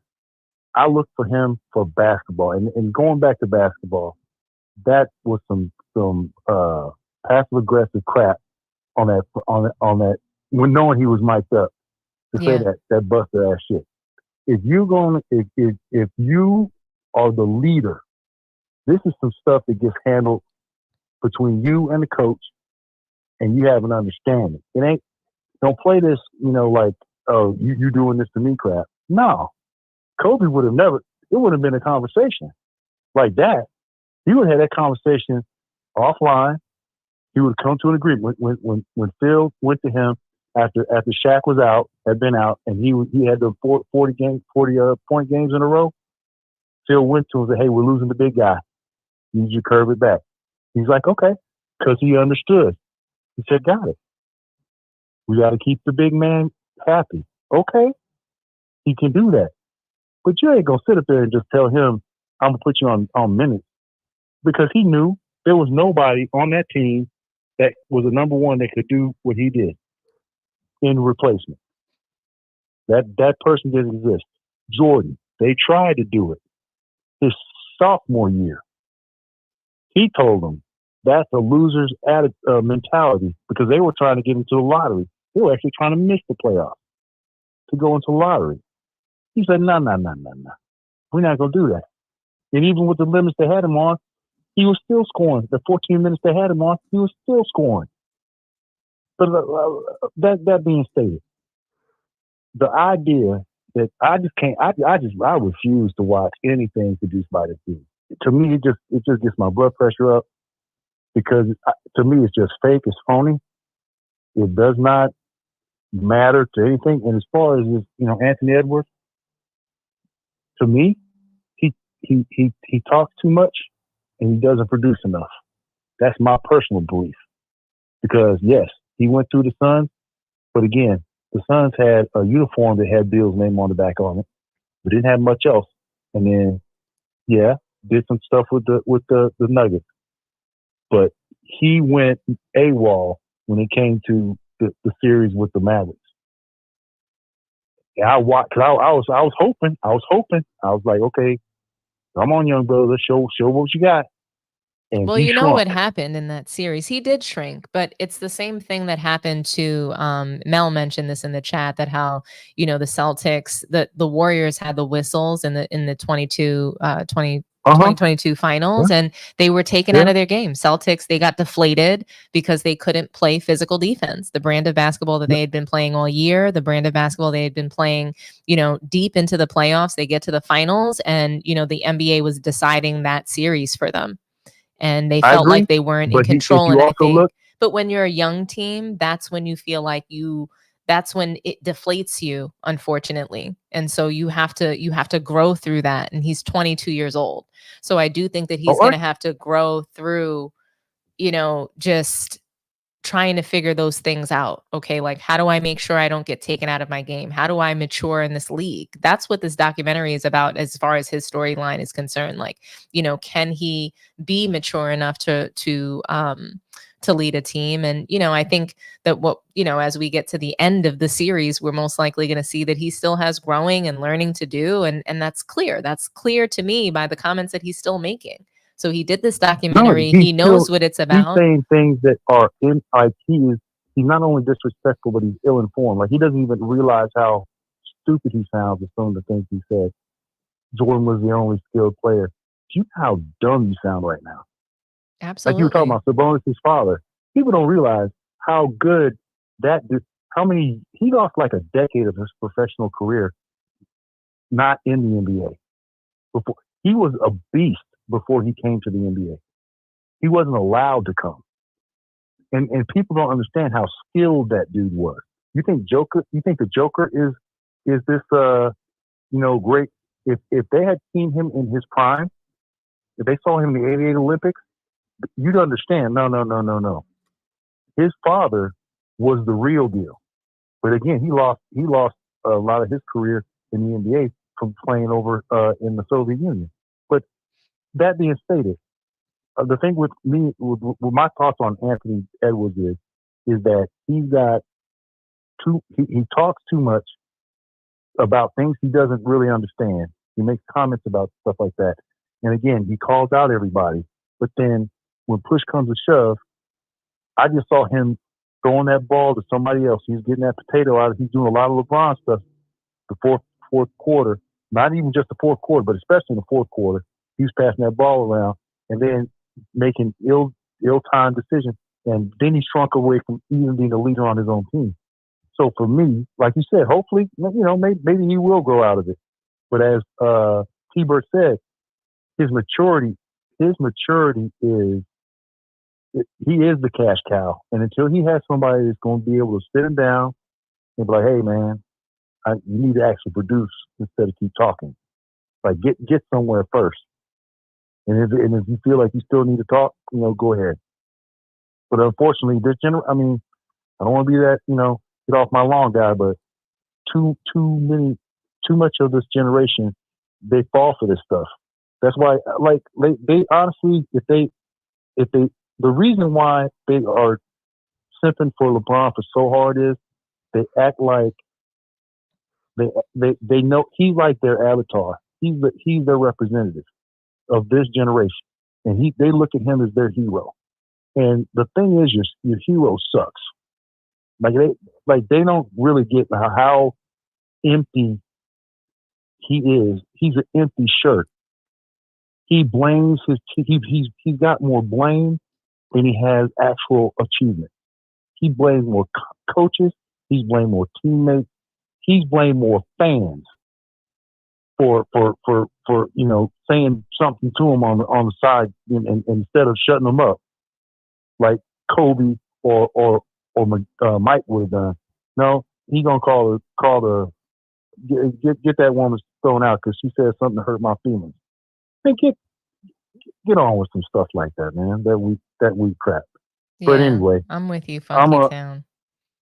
Yeah, I'm get off my podium on this one, but I'm just saying, this document, I ain't no way in the world I'm wasting my time on that. Like I said, except for the Halloween, him and Bonnie with the Halloween costume.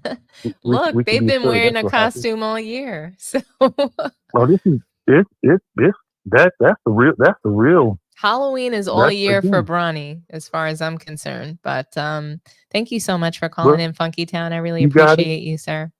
That's a good one. Y'all hit that like button. Yes, let's get the likes up, guys. We got 133 people in here. I need to see those likes looking like. All right. Have a good night. All righty. Have a good one. All right. Bye-bye. Bye. Is this Kelly from Canada? Yeah, it is. You remember? Crazy. Wait. Oh, it is Kelly, but it's California. California. Talk to me nice, Kelly. What's going on, buddy?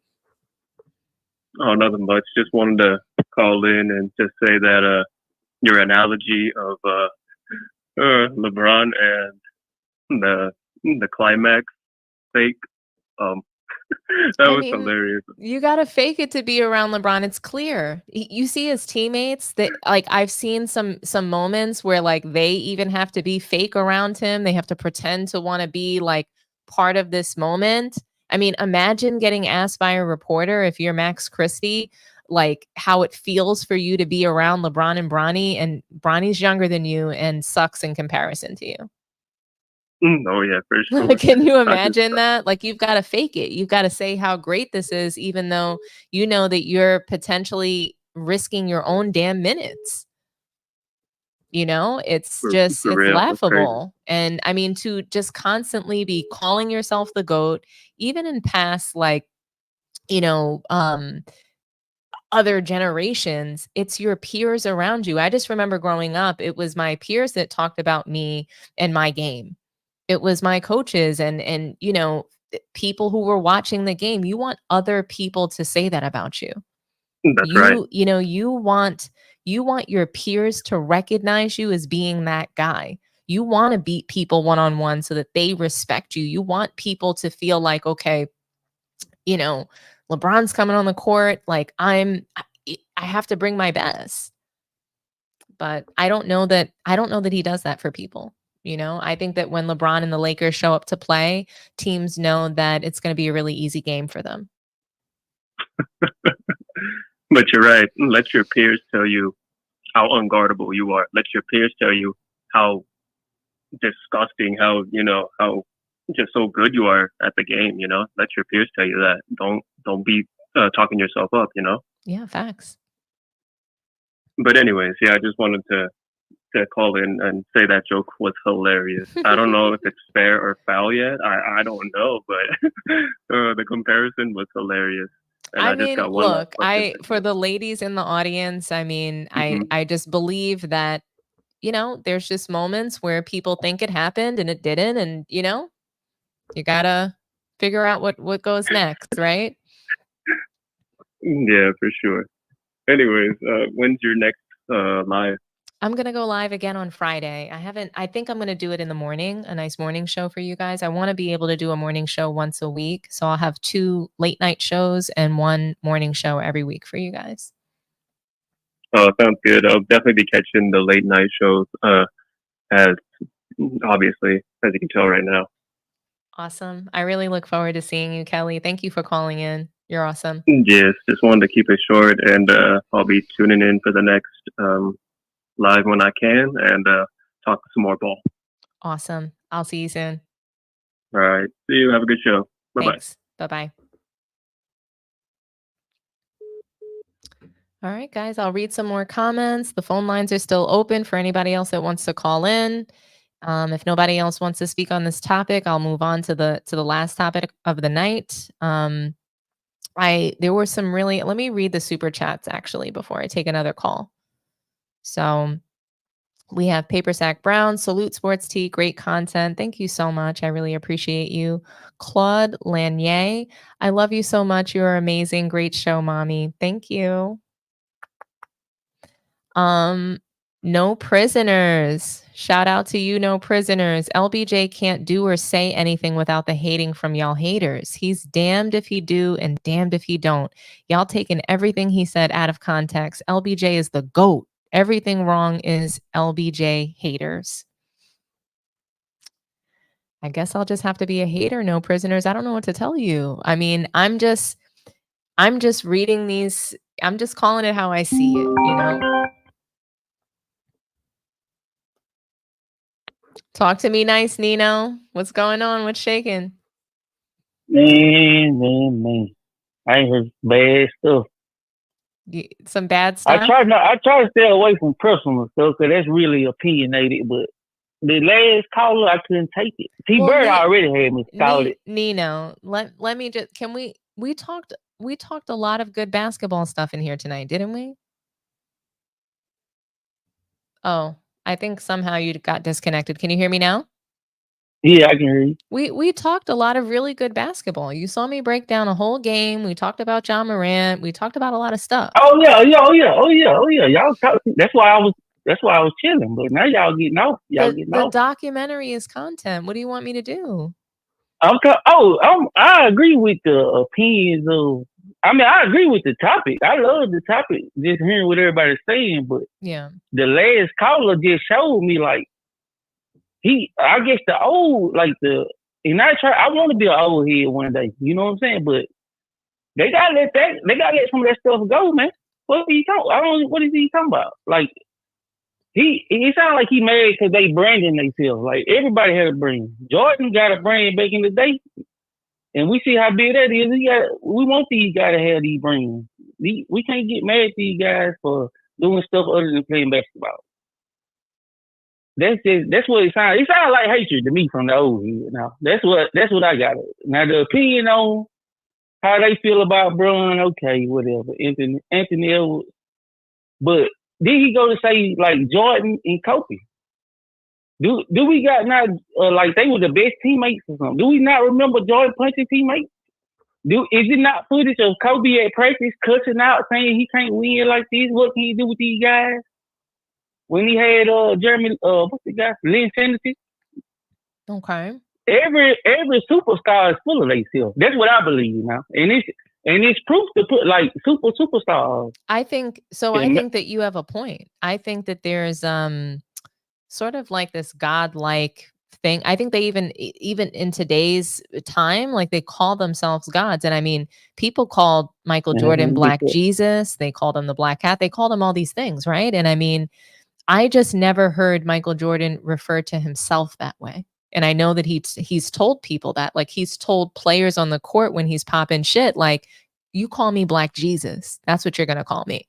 But that's exactly wasn't cameras everywhere. But no, there weren't cameras everywhere. But even when we hear and we see Michael Jordan talking and in all of his interviews, he never says things like that. He's been asked. I'm sorry. It's very true, Nino. He's been asked. I mean, even while he was playing, even after he retired, he's had interview after interview being told. So people who are interviewing him are telling him, hey, you're the greatest of all time. What does that feel like for you? And he immediately says, I am not the greatest of all time. And I would never say that about myself because I've never played in the other. Yes, he has. He has said it on multiple occasions. Please don't make me pull it up and play it. I don't want to do that. Please.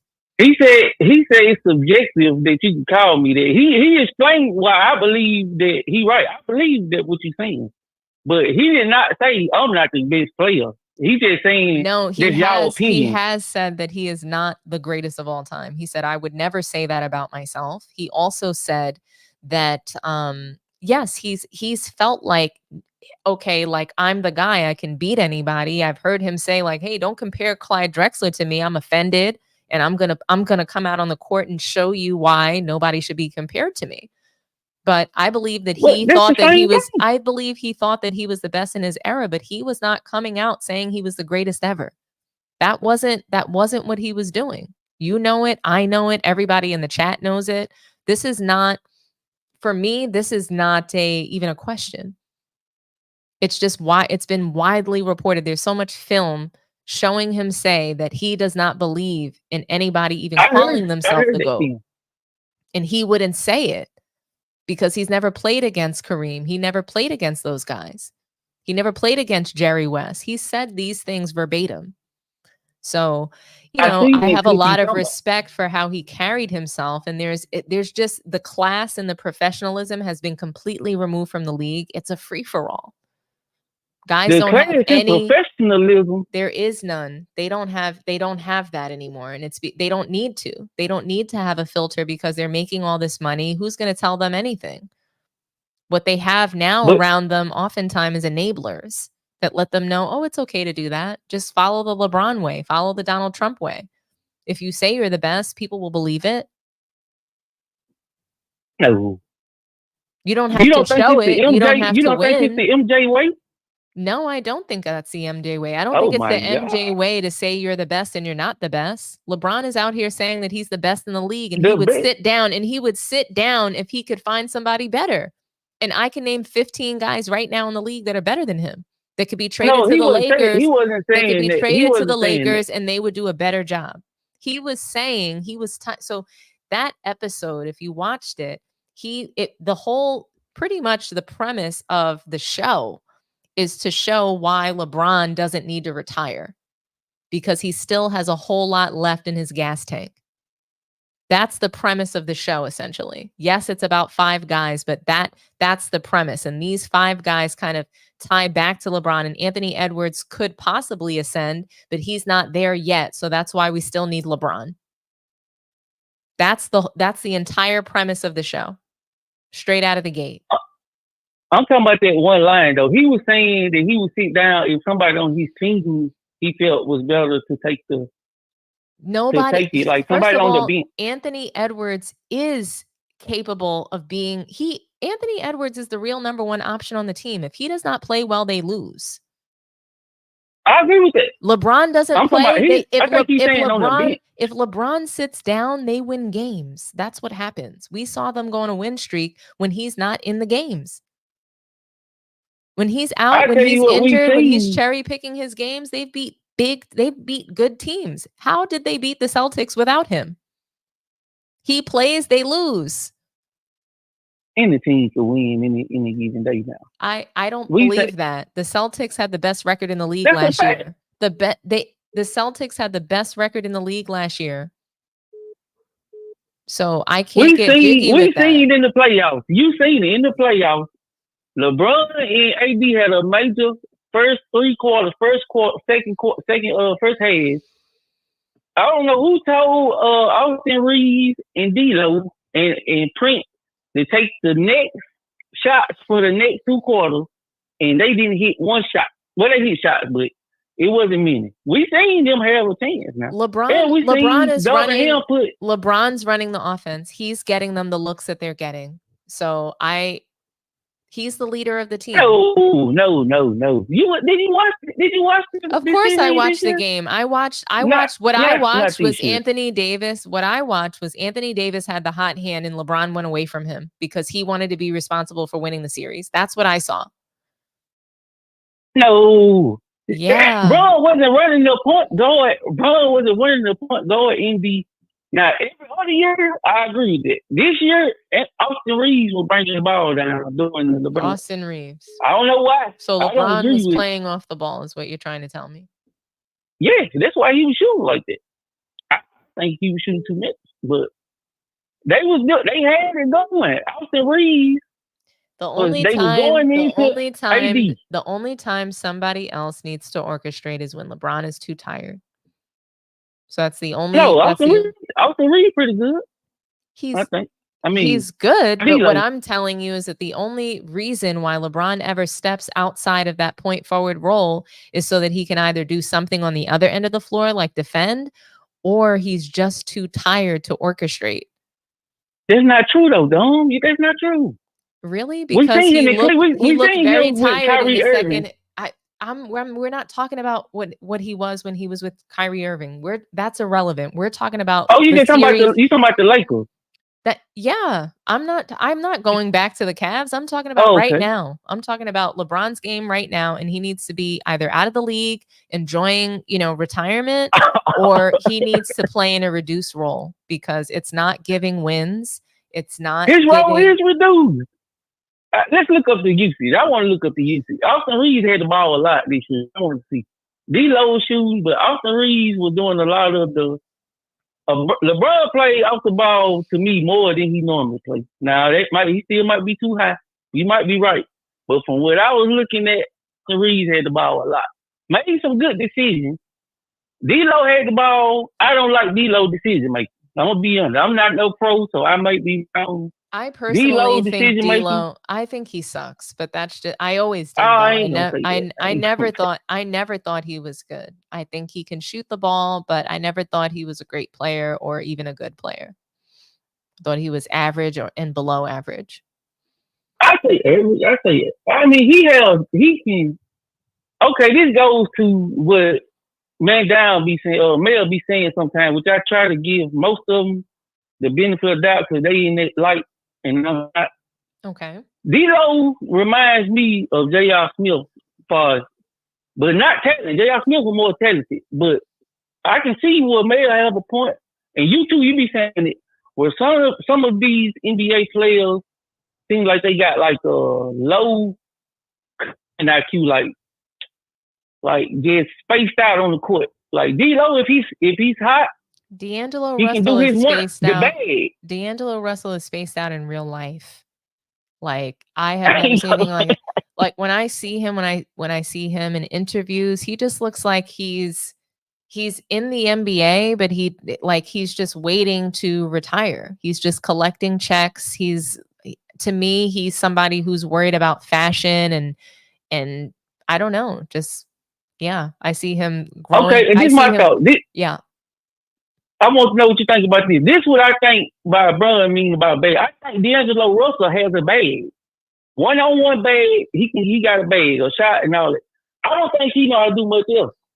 But I could be wrong. Like I said, I'm not no professional. I don't really But enjoy. he got a I don't bag, enjoy. one-on-one. I don't Me either, I enjoy don't. watching him on the floor at all. Me either. Yeah. But I'm not a fan. basically, I'm gonna let y'all go to my next point though. Yes. On this subject. Okay. Anthony Edwards, the truth. I know you said it, but I'm letting T-Bert know. And off the court, this is my problem is. But she said off the court, he needs to grow up. Mm-hmm. So and do all this. It sounds basically like she's saying he needs to be more like Bron. He need to have his team. He need to have, because I do agree with the PR stuff. Like I used to did when I was younger. I'm like, if I was younger, I probably would be like Ja Morant, like y'all said about Ja Morant. I probably would be like, man, they just tripping. But me understanding how this stuff influenced the youth, I agree with what she said about Anthony Edwards got to know, look, certain stuff you just don't need to say. I agree with what she's saying, basically. But then when Bron do it, we say he's not genuine. He's not a genuine person. You can't, I don't feel like you could be, what I'm trying to say. Basically, I feel like you got to play the camera sometimes. You can't say everything you want to say in that light. I don't think Jordan did it. I don't think Kobe did it. Magic, I don't think Magic did it. They were just my top players. What you think about that? Do you think you should be able to say whatever you feel? I think that you're supposed to show up and be your best professional self. So, I remember I was managing a woman that, she had some, not behavioral issues, but she had some communication issues with other team members. And she said to me, she's like, Dominique, I feel like I just can't be myself here. And I was just like, okay. I was just, and I asked her a couple of questions, but ultimately I said to her, well, you're going to need to be your best professional self. That's what it's about. You certainly can be yourself. I'm myself every day, but I have to be one with who I am at home and one with who I am at work. Those two things have to come together. And it's not the same exact person, but it's a blend, and it's becomes your best professional self. So you have to find a way to relate and be, genuine and authentic. And that's not, it's not being phony when you just align with your company's, moral standards. I don't think that he should be able to say whatever he wants to say if it doesn't align with, the essentially the values that his endorsers have. So if that's Adidas for Anthony Edwards, if that's the NBA, like, you need to be in alignment with the companies that you work with, where, you're influencing many jobs, many people, right? Anthony Edwards is a brand. So does he want to damage his brand, or does he want to extend his brand and really become a household name? Man, I need you to come talk to me. I was trying to explain this. This is a different subject, though. What I'm trying to explain is, I agree. I ain't even gonna go there. At my job, you have these guys come in, and they say they call you a sellout because I listen to the boss, to the superstar. So I agree with your point on that. I think this generation, they might. I don't know. I don't even know what to say about it. But I'm gonna let you go on my last point. You, T-Bert, and Mel, D-Wade, besides his first 3 years, his career, prime for prime, has never been better than Bron. And I'm gonna let you go, man. I appreciate you having me on the show, man. Thank you so much, Nino. You're the best. You're my resident LeBron fan, you and a couple of others, and I love having you here. So keep calling in, keep speaking, and keep talking your shit in the chat. I love it. All right, buddy. Bye-bye. Okay, I have space maybe for one more call before we roll to the next topic. I'll throw up some of the comments. Let me see. I might have something up my sleeve for you guys. 1 second.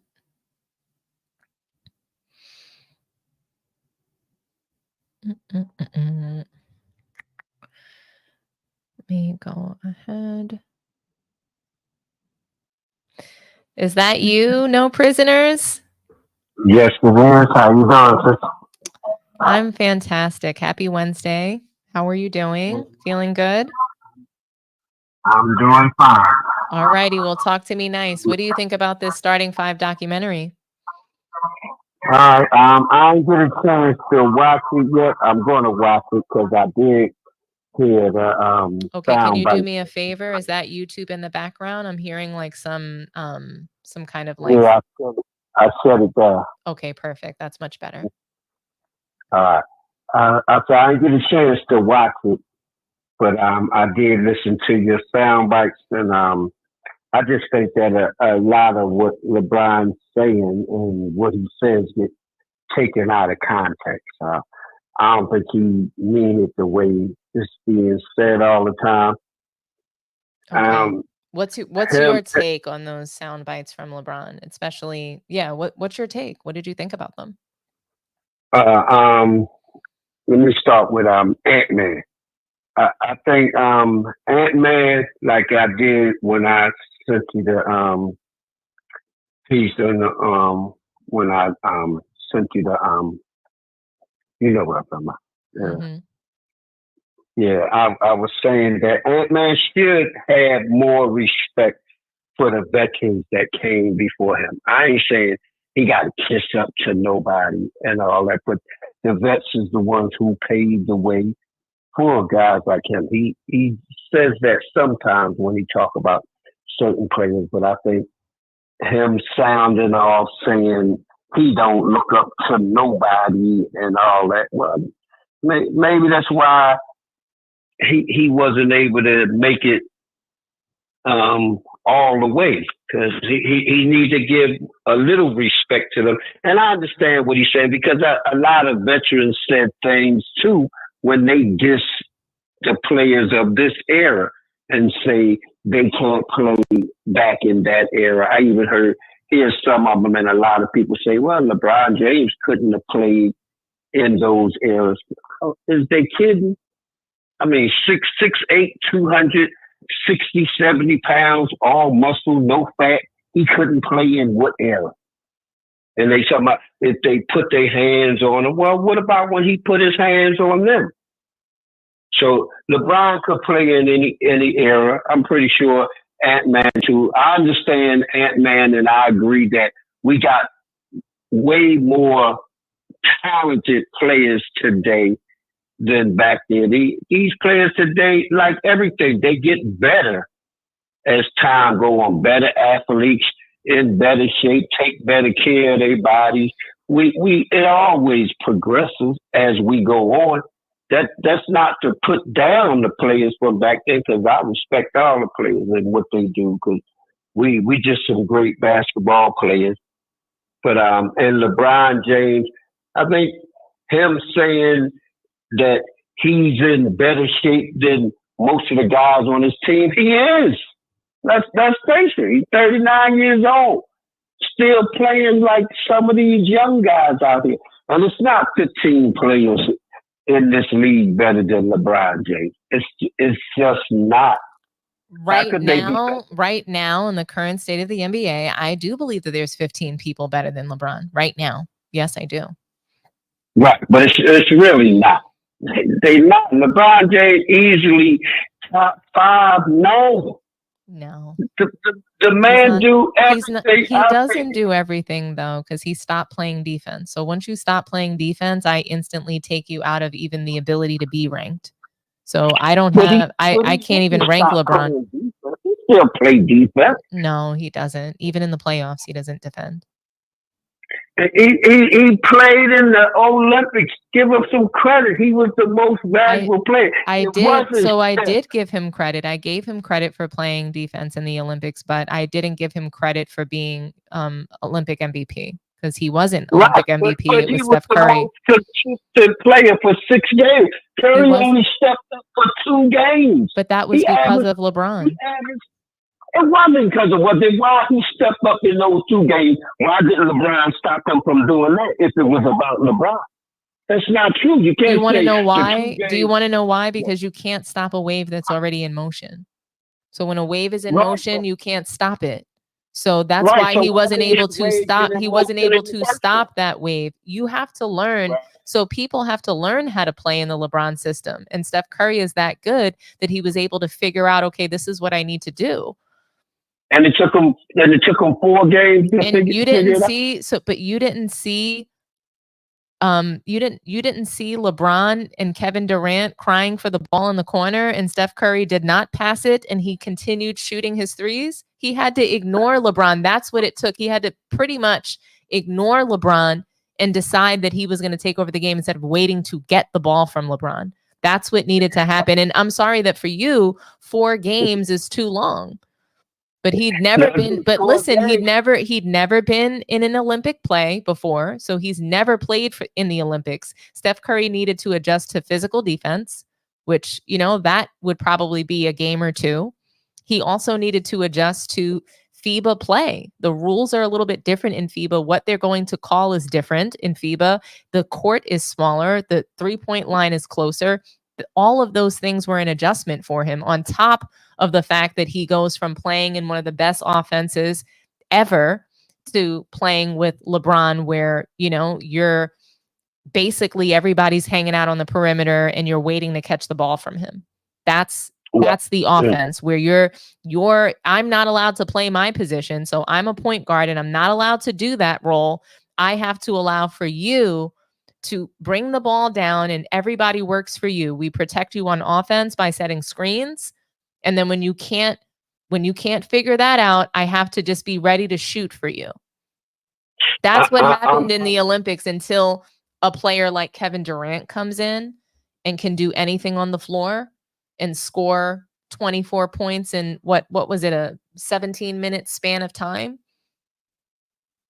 So LeBron had to play the most minutes. Let me just be clear. He had to play the most minutes of everybody on the Olympic team.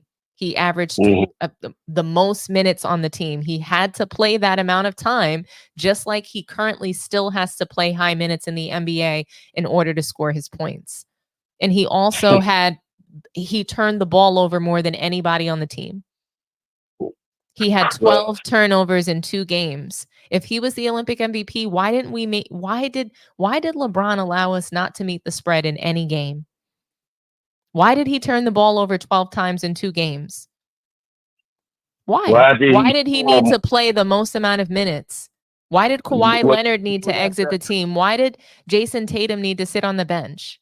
Why did Jaylen Brown not make the team? You got to ask Steve Kerr that, not LeBron. LeBron not the coach, Steve Kerr the coach. And you going to tell me Steve Kerr gets his own player for LeBron James? No, he played them because LeBron James stepped up.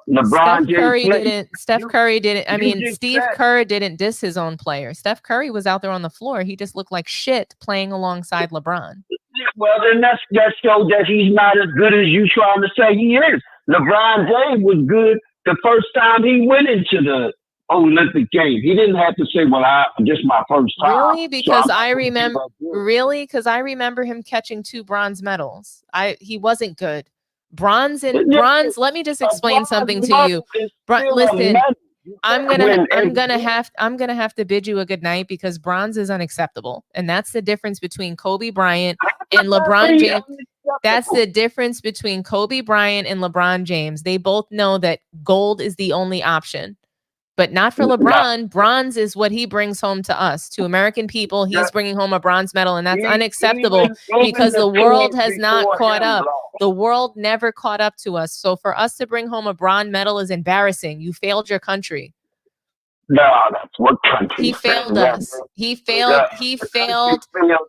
The country failed. Let me explain something to you. Whatever we think about America, the only time that anybody has any pride to be here is during the Olympics. That's if there's any time to be proud to be an American, it's just that time. And LeBron brought us 2 bronze medals. We can't excuse that. We can't excuse the fact that he gave us a bronze medal. I'm sorry. You saying a bronze is a medal, that doesn't. That's LeBron fandom. Malik, Right, so Malik, one goal. Malik, Can I this say- is Malik. This is LeBron fandom. I have to stop you because this is LeBron fandom getting into your head. And it's literally a sickness. When you say that a bronze medal is okay, you're disqualified from the conversation. You're disqualified. Yeah, bronze. Well, bronze is the bottom medal. We don't celebrate. We don't celebrate bottom medals. We don't celebrate bronze and we don't celebrate silver ever. America used to win the gold every time, but I remember. No, we didn't used to. We win the gold and that's it. That's it and that's final. I said, I remember telling guys here because you remember the college kids used to play in the Olympics and win almost every year. Then they lost a year or so, and then we got to put in the NBA play. I told them then, if you play the NBA players and they play long enough, it's going to come a time they're going to lose too. So it ain't that nobody caught up with us. The European players play their game just like they do in the NBA. Basically, they 3-point shooters. That's what they do. They shoot from outside. You still haven't explained to me. I'm waiting for you. All of what you're saying is irrelevant. I need you to explain to me why bringing home a bronze or a silver medal is acceptable for the Olympics. That's what I need to hear. I say it's acceptable. I said if you come home with a bronze, you still won a medal. So let me ask you this. It's as good as losing. Coming home with the bronze is being last. So if you don't win a gold, you rather lose. That's what you're saying? You did lose. So if you don't win the gold, in America, if you don't win gold, you lost. You are considered a loser. America don't win gold and everything. They don't win gold, but we're not the best players in everything. Excuse me, Malik, don't bring up things that are irrelevant. We're not talking about other sports. We're talking about basketball. So no. Track is irrelevant. The other medals, the other sports in the Olympics are irrelevant. In basketball, we are the best players in the world, period. And we must bring home the gold. That we play. No, we're not. No, we are not. American people are not the best runners. No, we are not. You are wrong. We dominate all. We didn't dominate everything. Nobody wins every time, though. In basketball, until LeBron showed up, we won every time. We won every time until LeBron. Yes, we did. Malik, I'm going to bid you a good night. You're not listening, so I'm going to mute you. Now, everybody knows in the Olympics and basketball, it's gold or bust. There is no silver medal. There's no bronze medal. It's gold or bust. Kobe Bryant knew that. That's why he had to come back. Do you think he wanted to play for the Olympics at the end of his career? Probably not. He needed to come and save America. He needed to save the NBA from the embarrassment of yet another bronze medal. He came back. He played lockdown defense. He did what it took to win. That's what he did. He never delivered us a bronze medal. Kobe Bean Bryant never delivered a bronze. He never thought it was okay to deliver a bronze.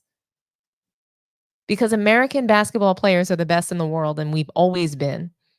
And that it hasn't changed. The world hasn't caught up, and nobody's going to be able to convince me of that when these foreign teams still only have 1 or 2 NBA players on the team at best.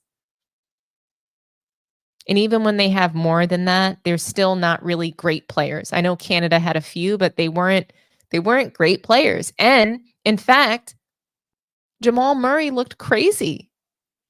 He didn't even look like the same player that he is in the NBA and FIBA. And why is that? Because players go to FIBA and they get exposed. That's why. But it's gold or bust in this country when it comes to basketball. I'm not talking about other sports. Other sports are irrelevant. We're not always the fastest in track. We're not always the best in gymnastics. We're not always the best in every single Olympic sport. But in basketball, we are. And somehow that embarrassingly changed when LeBron went to the Olympics. 2 bronze medals he brought us. It's unacceptable. And anybody that tells me that bronze is greater than silver or gold, I don't know what else there is for us to talk about. Anybody that tells me that bronze is still a medal, or would I rather lose? We did lose. When you bring home bronze, when you bring home silver, that is losing. It's gold or bust. Malik, are you still with me? Yes. Can you hear me? I can hear you now. Right. I say so. So you would rather your child come home instead of a bronze or a silver, come home with nothing? If my child goes to the Olympics and they are playing on Team USA, they'd better understand that they need to bring home the gold medal. As a team, Right. it's a team sport. We're not talking about my child. Again, these things are irrelevant. I'm talking about the state of basketball and the basketball culture as it pertains to Olympic play. And it's gold or bust. That's it. Bronze doesn't matter. Yes, I was. And if I went to Team USA, do you understand, Malik, do you understand that the women's sport, they have not lost a gold medal in 32 years? It's unacceptable to bring home anything else but gold for basketball players. For the goal, we play to win it, but no matter what, anything you do, you're not going to win every time. You're just not. It just don't happen that way. Don't mean you're not playing to win. Yes, but this is a losing mentality. This is a losing mentality. And unfortunately, this is the brainwashing that LeBron has, has created amongst his fans. This is LeBron fandom that I can't even take. So Malik, thank you so much for calling in. I appreciate you. I hear you. Another resident LeBron fan. Keep crushing it in the chat. Talk your shit. Okay, I'm going to move on to the next topic. Everybody was waiting for this call. They were begging you to call. So thank you. My opinion, I called to talk about how you was dissing LeBron because of his well, we're not going to talk about that at this point. Okay, we've been, 17 minutes now, and we're not getting anywhere. I do appreciate you calling in. I love it, in fact, and everybody was waiting for this call. But when you tell me that bronze is better than nothing when it's the same thing as nothing, that's where, we're not in alignment. That's because you're not going to win every time. It's just a fact. Except the women have won every time. The women are undefeated in the Olympics. And they treated them like they lost because they won by one. Now, what's the irony in that? You're going to treat them like they lost. They talk bad about them. And I didn't see that. I didn't see that, actually. I never saw them talking bad about the women's team. Oh, yeah, they did. They talk real bad about them. I didn't see that. I got into what people said, they made it sound like they lost. I didn't see that anyway. Everybody out. Oh, well, you ain't watched it, but I'm telling you. The women blew out. The women blew out almost every team except France. And I said those things too. And I think, we're not. And again, we're not talking about them. We're talking about the men's team. They didn't make the spread in any game, and they have 2 bronze medals in the last 20 years. But they won the gold, and then you would criticize LeBron James because you say they only beat the Spurs by.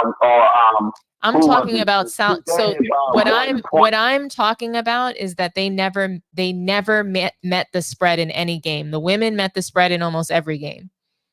That's the difference. Yes, there's a spread. Okay, Malik. So what point do you want to make? You said that I was hating on LeBron. What did you call in about? Because I thought I heard everything. Right. No, that was it. I just want to say everything that you say, you criticize it because you don't like him. I mean, you can admit that. You just don't like the man. So you criticize everything he do. You don't really give him props for when he wins or do good. You just bring out the negative, and that's the narrative that you want to push. I'm cool with that. I just call to give my side of it, and then you'll say, because of LeBron make us this way, there's something wrong with us who say LeBron is the GOAT, but there's nothing wrong with the ones who say he not the GOAT. And Jordan did say he feel like he the GOAT. He didn't. In You the can't interview.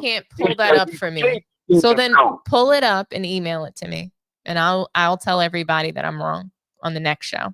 Does that sound good? Okay, I'm gonna do that. Go find it. Go find the interview You got it. where I'ma Michael email Jordan it. called himself the GOAT. Now, what you mean? You say email it? What's your email? It's in my it's in the description of my channel. So if you go to the channel and I guess if you click like about the channel or something like that, you'll see Right. you'll see an email address there for me. All right, I'm gonna do it. I appreciate you, even though I know you don't like LeBron James, but I just call in to give my point of view, and I'm with you. I play for gold. That's what we supposed to play for. I just don't think that if they don't win a gold, it don't mean that they trash. Well, I'm It glad just- that we can meet in the middle there, because I do think that they're trash if they didn't win the gold. I hear you. Okay. All right, thank you for your time, and I'll be calling again. That's right. I love it. Okay. Thank you so much. Peace. All righty. Bye-bye. Okay, guys, we are going to move on to the next topic now. It's the last one.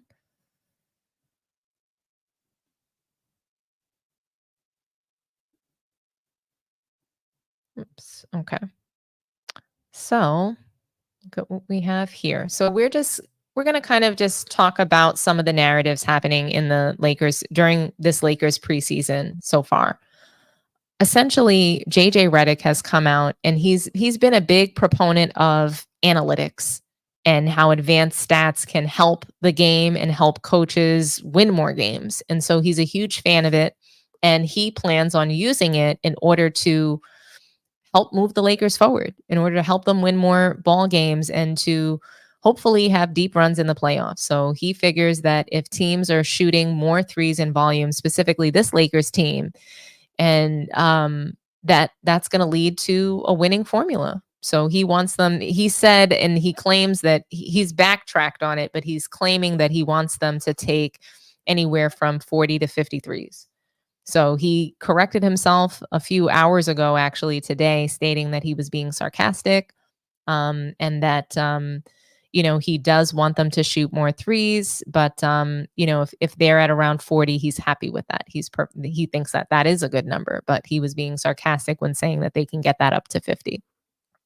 I thought that was, for me, JJ Redick he's nothing more than a plant. He's somebody that when he speaks, I just think he's completely full of shit. I don't believe anything he says. I don't think that his coaching strategies are real. I don't even know if it matters what his strategies are.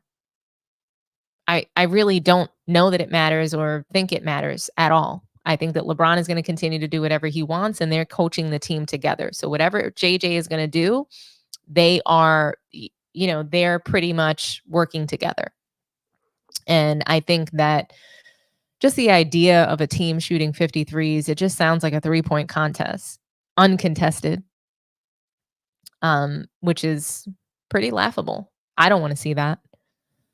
But if we just, like I said, I think that JJ is a complete fool. To me, it seems that Anthony Davis might think that as well. So I do want to play for you guys a soundbite of what Anthony said. Anthony Davis has said in response to the idea that analytics are going to move them forward, and just he's responding to a reporter asking him about JJ Redick's strategy. So I'm going to play it for you guys now. Sort of analytical revolution in the NBA. There's data for everything now. How much of that information do you? JJ is certainly interested in it. Do you want it? You want numbers given to you about load, about expected shot percentages, and different things like that? Or I already know what some of that stuff means. It doesn't matter to me. What matters is we have more points than the other team at the end of the game. That's all I care about. These things, that they come up with, sort of analytics, these categories and stuff like that. It doesn't even matter. I mean, it had no importance to me whatsoever. What about just like that way? Yeah. Care about numbers. Numbers are anything. You average 50 and you in last place. Like, what do you got this season? Oh, you had 50? You average 50? Nothing for that. Okay, so I feel like the sound quality was not that good because he was outside. This reporter was asking him a question outside with all this music blasting. So I thought that basically what they asked them is, how do you feel about JJ's approach to coaching through analytics? And Anthony Davis pretty much said, I don't give a shit about analytics. That means nothing to me. They then asked him, well, what about stats and you getting your numbers? That's like he's trying to help you get, better stats. And he's just like, I don't care about stats. What is that going to do for me if I lost the game? So you could average 50 and lose. And what would that mean? Nothing. And I thought it was such a great answer. I personally loved it. Winning the game is all that matters, not stats, not averaging 50. Anyone that focuses on that, they're just not a good team player. We all know what JJ is focused on, and that's making sure that he secures his spot as in the Lakers organization and that he executes LeBron and Clutch Sports' agenda. I don't see him becoming the scapegoat for LeBron either. But what I do see happening is Anthony Davis potentially, being the scapegoat, the person that everybody's blaming if this season doesn't go how Lakers fans want it to go, or if somehow there's a report that people aren't buying into JJ's system, Anthony Davis is going to be blamed now because of these comments. I thought it was really interesting that he would say that he would kind of go against JJ in a way. And I don't think he like blatantly said anything disrespectful to him or toward him, but for him to completely reject analytics and reject what they were saying about his strategy, I did find that to be interesting. Something else that Anthony Davis has mentioned is he talked a lot about what it was like. Well, he was asked a lot about what it was also like for him to witness this historical, this historical sort of, I guess, what do we want to call this? Mel calls it a moon landing on Man Down Sports. I just call it, I don't know, I call it a circus, but the idea that LeBron and Bronny James are playing together on this team, Anthony Davis has been asked about it at almost every game after the game, and he's had to answer to it. He's even had to talk about his level of play. Ticket TV reported that he was lying about Bronny's performance, and I couldn't agree more. The way that he had to cap about Bronny James's performance was just shameful. And I'm going to pull it up. There's an article on it. 1 second. I'll read it to you guys. Basically, he was asked after the most recent Phoenix Suns game about Bronny, and Anthony Davis said he's tough. He told reporters, obviously he's defensive minded. Some great blocks in game one, the physicality, he gets over on screens, good with his hands as far as deflection and steals, but he's also still learning. He's still trying to figure everything out. So we have to realize that. He's still a rookie, and this is a different style of basketball in the league. But I like what I'm seeing from him on both ends of the floor, especially defensively. Interesting. Then I think it is the coach says, JJ Redick, as a coaching staff before the game, as we were kind of going over our rotation matrix, we were talking about Bronny, and he's had some really good days in August and September. He's had 3 really good days this week. We're really happy with his progress. Well, I'm not happy with Bronny's progress. I think he sucks. And I think the majority of people think he's pretty terrible. He's been stinking it up in crypto. It's embarrassing. And it's just not good. I'm going to read some comments, and I'm going to take one more call, and we're going to close out the show tonight. How are you guys feeling? Let's see.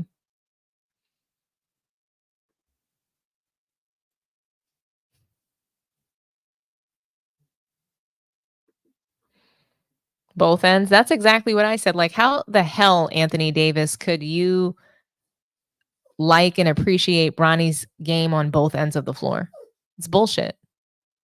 That's not true.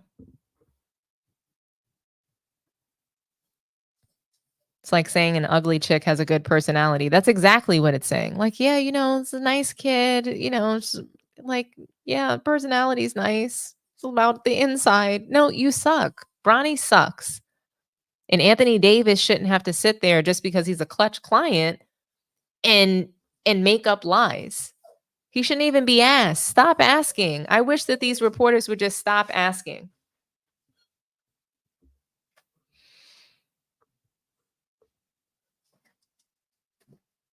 My dog is over here crying in the background. Baby, go to bed. But yeah, there's no way that Bronny's a qualified NBA player, and his teammates shouldn't have to consistently answer to this. I understand like asking a younger guy like Max Christie, oh, like, how do you feel about seeing this, such historical greatness, something that's never happened in the history of the sport? How do you feel about that? I can see them being asked, but Anthony Davis, really a superstar in this league, has to answer to this over and over again after every damn game? It's ridiculous. Why?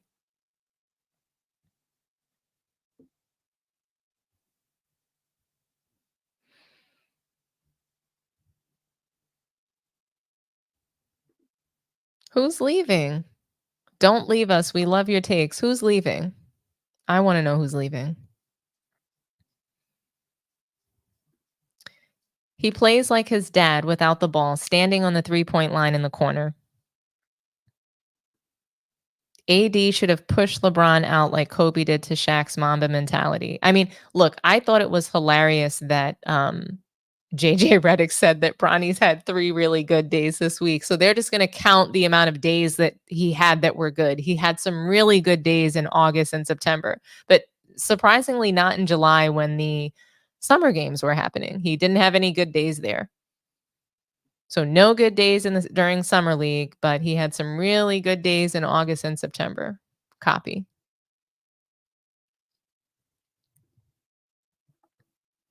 MJ never ever mentioned that he was the GOAT. Other people that he dominated spoke it.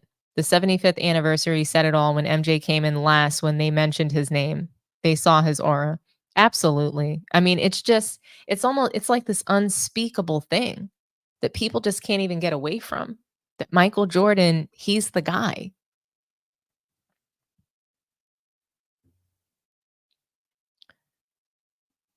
Caller from California. Talk to me nice.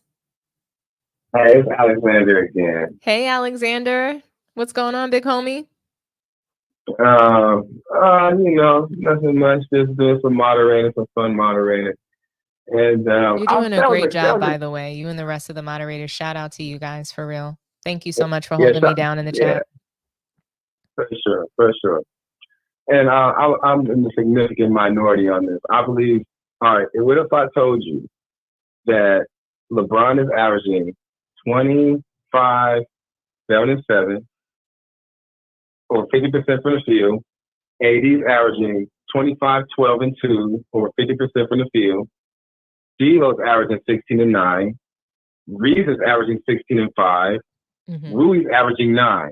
What kind of lineup does that sound like to you? Like bullshit?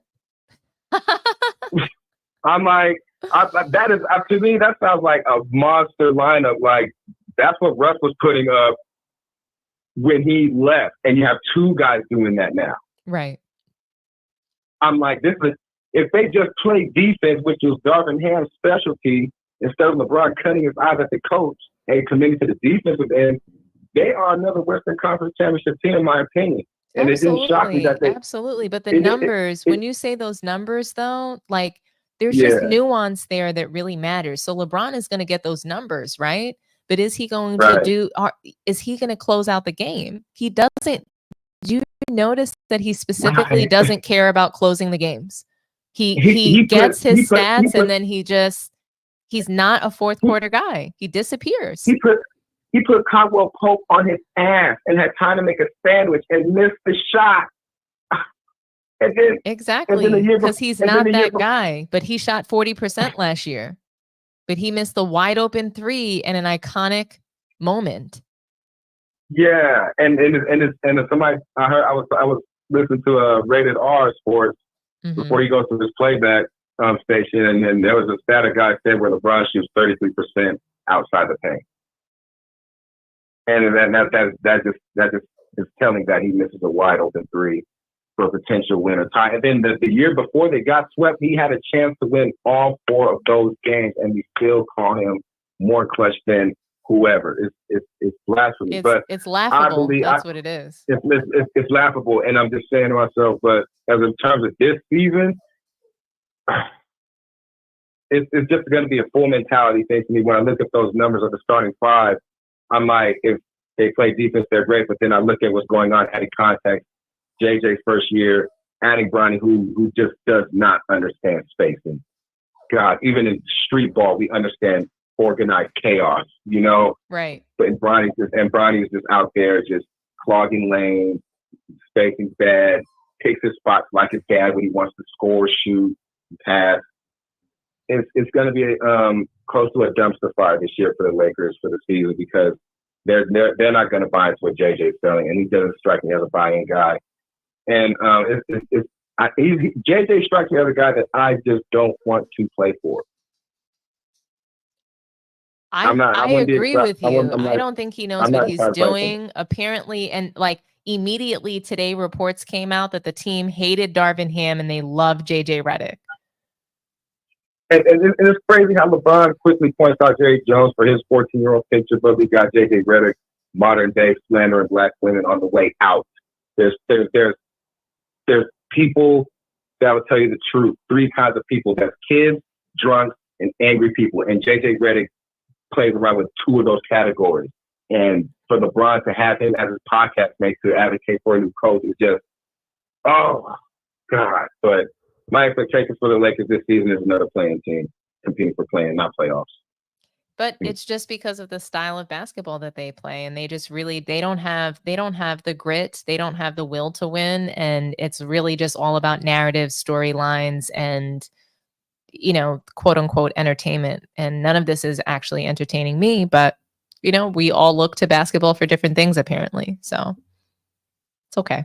And you say you're taking one more call, and I gave people a few minutes to say, I'll just chime in on this one too, man. But thank you for picking up. Thank you so much, Alexander, for calling in. Love when you call. Thank you. All right, you're welcome. Have a good night. You too. Bye-bye.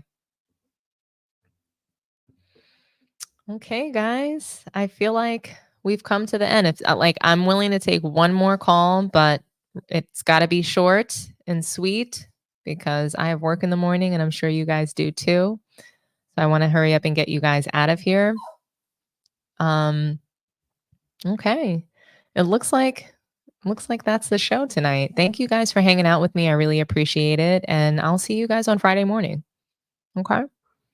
Oh, before you leave, don't forget to like the video and subscribe to Sports Tea if you haven't, okay? Get those likes up, okay? We have 145 people in here. I need 145 likes on this video at least. Let's get the likes up. Like. Thank you so much, guys. Have a wonderful night, and I'll see you guys on Friday. Bye-bye.